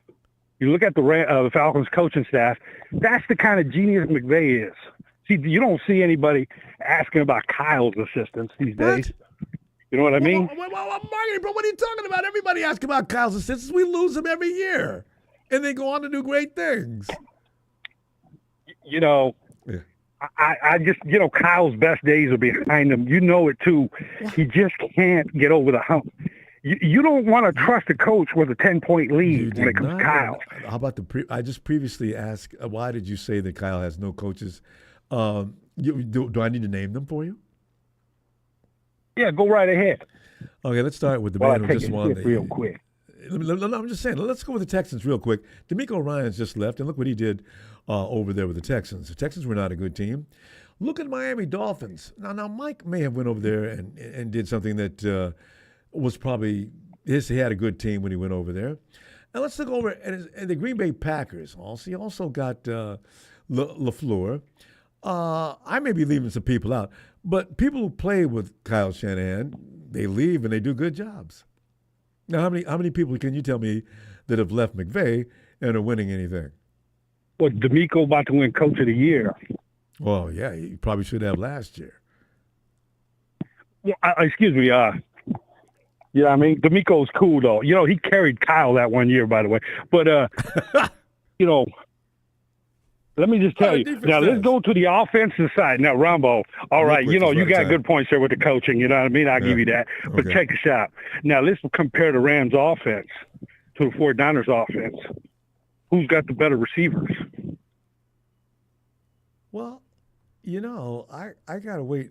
I'm not going to say receivers aren't good, but I will wait because I ain't about to give in to this until after I get some proof. Now, you got Puka and you got Cooper. Okay, who else? Robinson. Who? And you got Robinson, the best slot receiver in the NFC West. And then you got 2-2 speed Atwell. He's still there. And then don't forget, I'm glad you mentioned receivers are only good as your quarterback. I did not see no Atwell last season. Well, that's because we traded then Flash Jefferson. That was McVay's early season mistake. You don't want to trade a missile like that. He just wasn't catching the ball early. It's all good. It happens to the best of them. But it's all good. We recovered. Yeah. And as you know, if it wasn't for the refs in that Detroit game, the Rams were Super Bowl bound even last year. I believe we would have beaten you guys. Listen, Market Pro, we got to go. And I want you to hold on to them thoughts. And I want you to amplify. Top 5 all time, Matthew Dime Stafford, 2024 NFL MVP. You heard it from Marketing Pro. And shout out to Ronbo Sports. And get the Rams gear while you're at it, too. Because you could buy, where can you buy Rams merchandise? One thing about the SoFi Stadium facility, by the way, you guys don't even have air conditioning in there, I just found out. But you always see plenty of 49ers merchandise. There's a lot of merchandising outside. Most of it is 49ers every time we show up over there.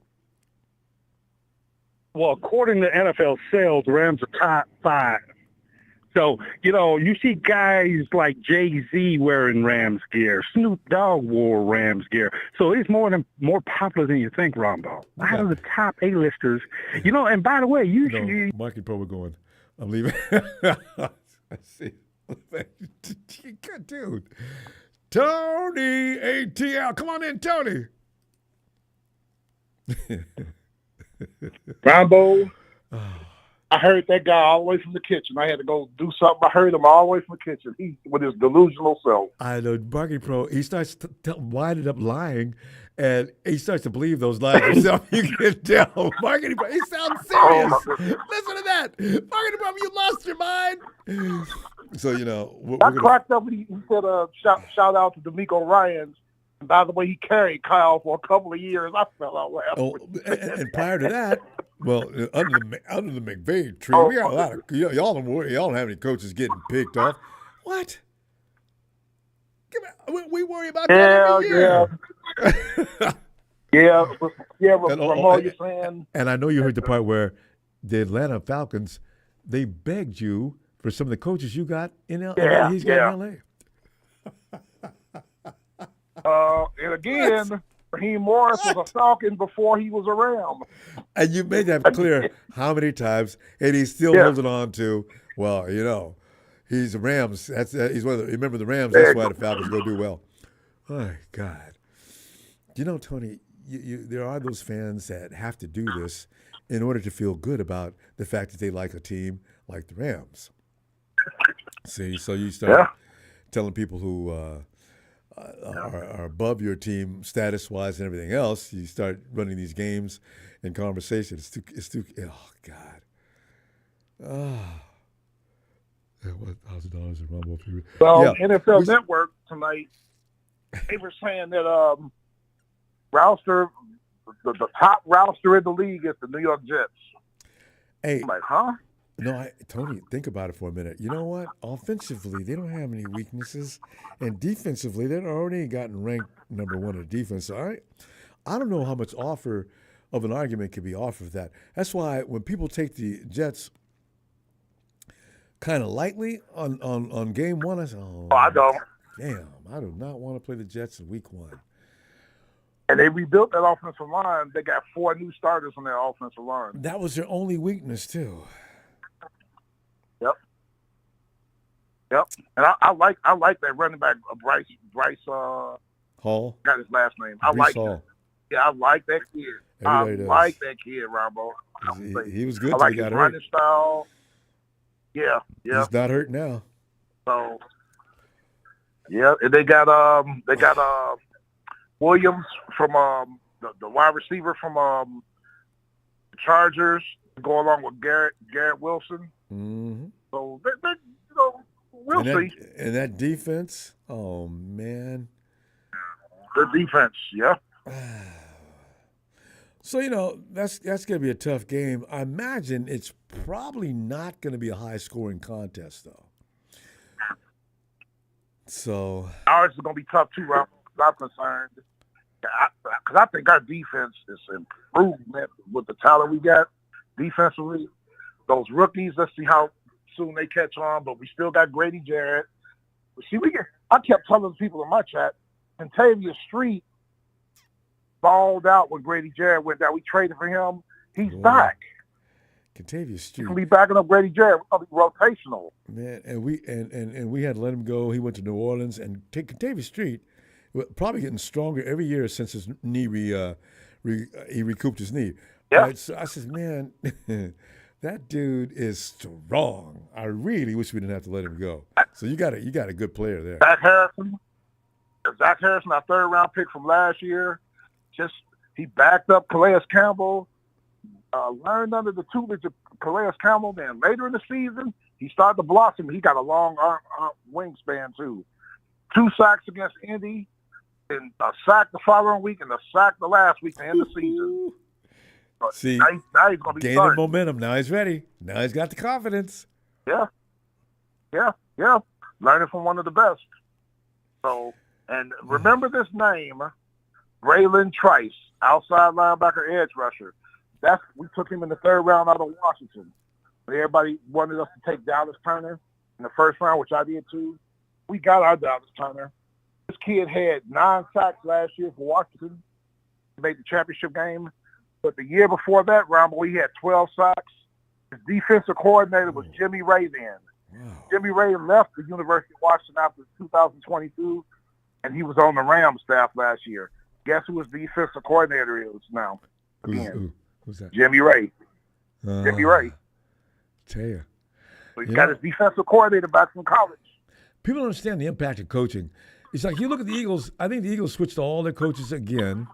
So I figured the Eagles are going to have a little bit of a problem this year. Last year that was part of the problem, I think. This switching your entire coaching staff in the offseason, that doesn't work because now you got to reinstall programs. Players have got to get used to it. They've got to get the timing down. They've got to stop thinking and just move instinctively through the system. That's a lot. It's very important because we went from the 4th greatest offense of all time, 2016 under Kyle Shanahan as the OC. Sure. Yeah. They hired Steve Sarkisian. In 2017, we didn't even score 21 points a game. We averaged 20.7 points a game. Reinstalling programs. 2017. And Sarkisian isn't that bad of a coach, but it's still you got to get all these guys on the same page and understand it all the same way. It takes time. It takes too long. All the same weapons. But something happened where we wasn't scoring like we was. Thank God our defense was 8th in the league that year. That's why we still made the playoffs. Yeah, there you go.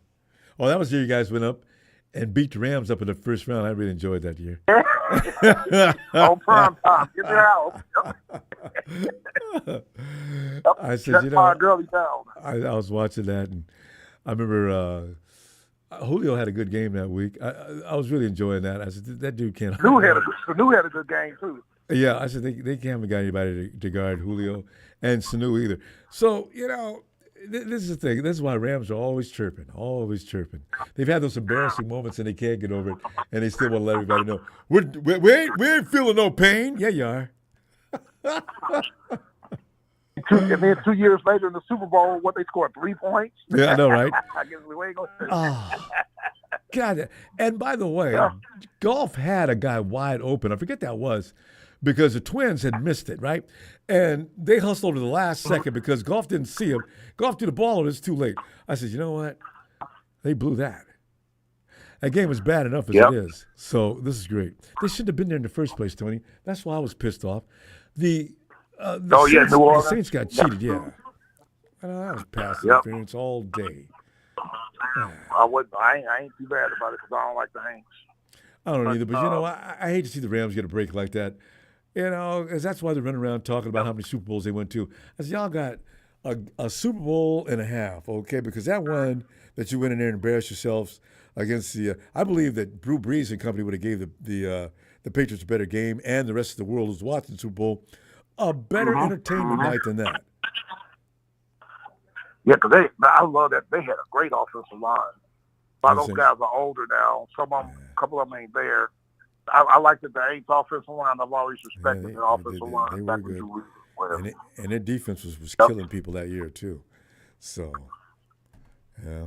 Yep. So, Ronbo, I still say San Francisco, Detroit, Green Bay. Ronbo, I still say Philly. I know you said about changing coaches, but the talent is there. They got talent. Oh, yeah, they do. No doubt about that. They picked up some players in the draft and free agency. I just want to see how fast they install a program and how fast everybody can work it.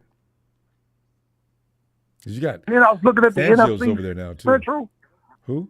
The Chicago Bears got the best defense in that division. That's what I heard. I can't wait to see what they look like. They do.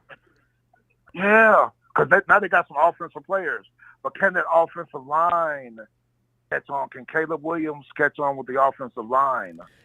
Tony, if he's as soft as you say he is, it's going to be pretty funny to watch because if that offensive line doesn't protect him and he's a rookie too, there's going to be a lot of crying and hiding.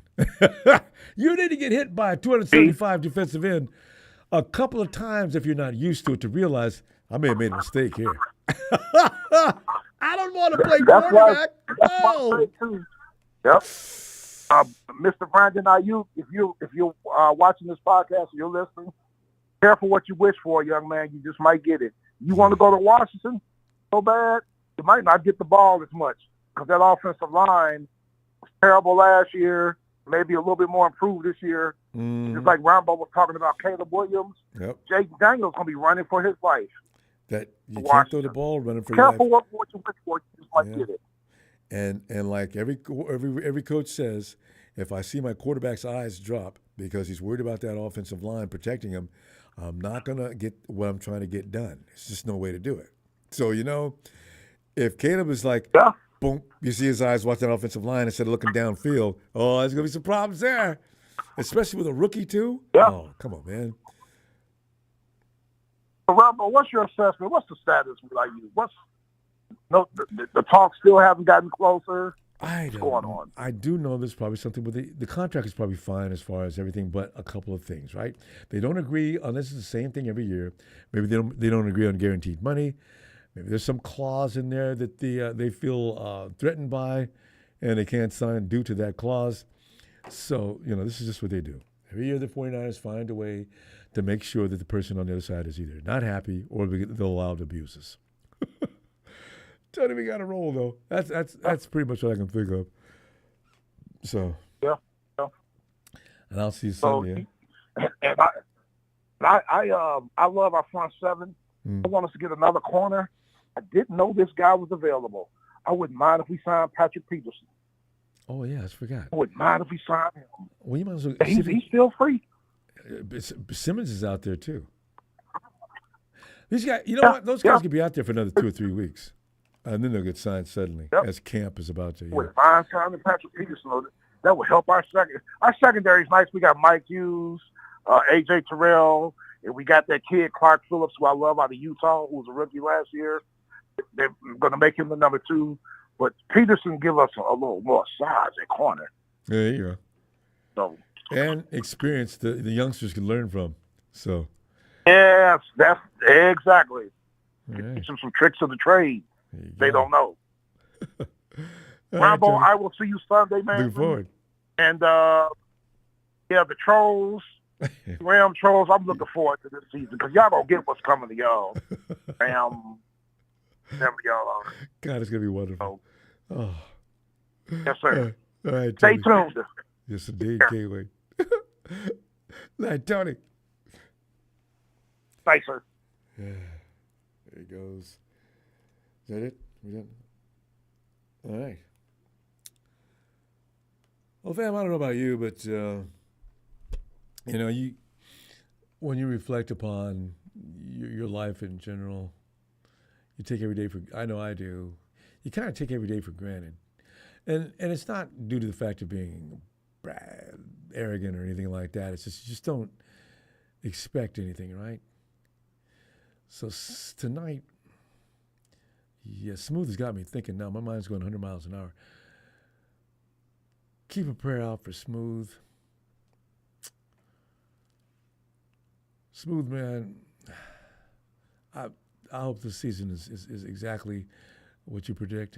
If the 49ers do that this year, it would just be, oh, God.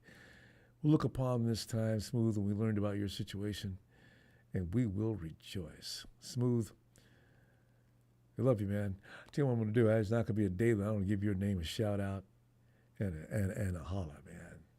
All right, Smooth. Hang in there, man. I wish for a miracle. I really do. See you Sunday, fam. Niners!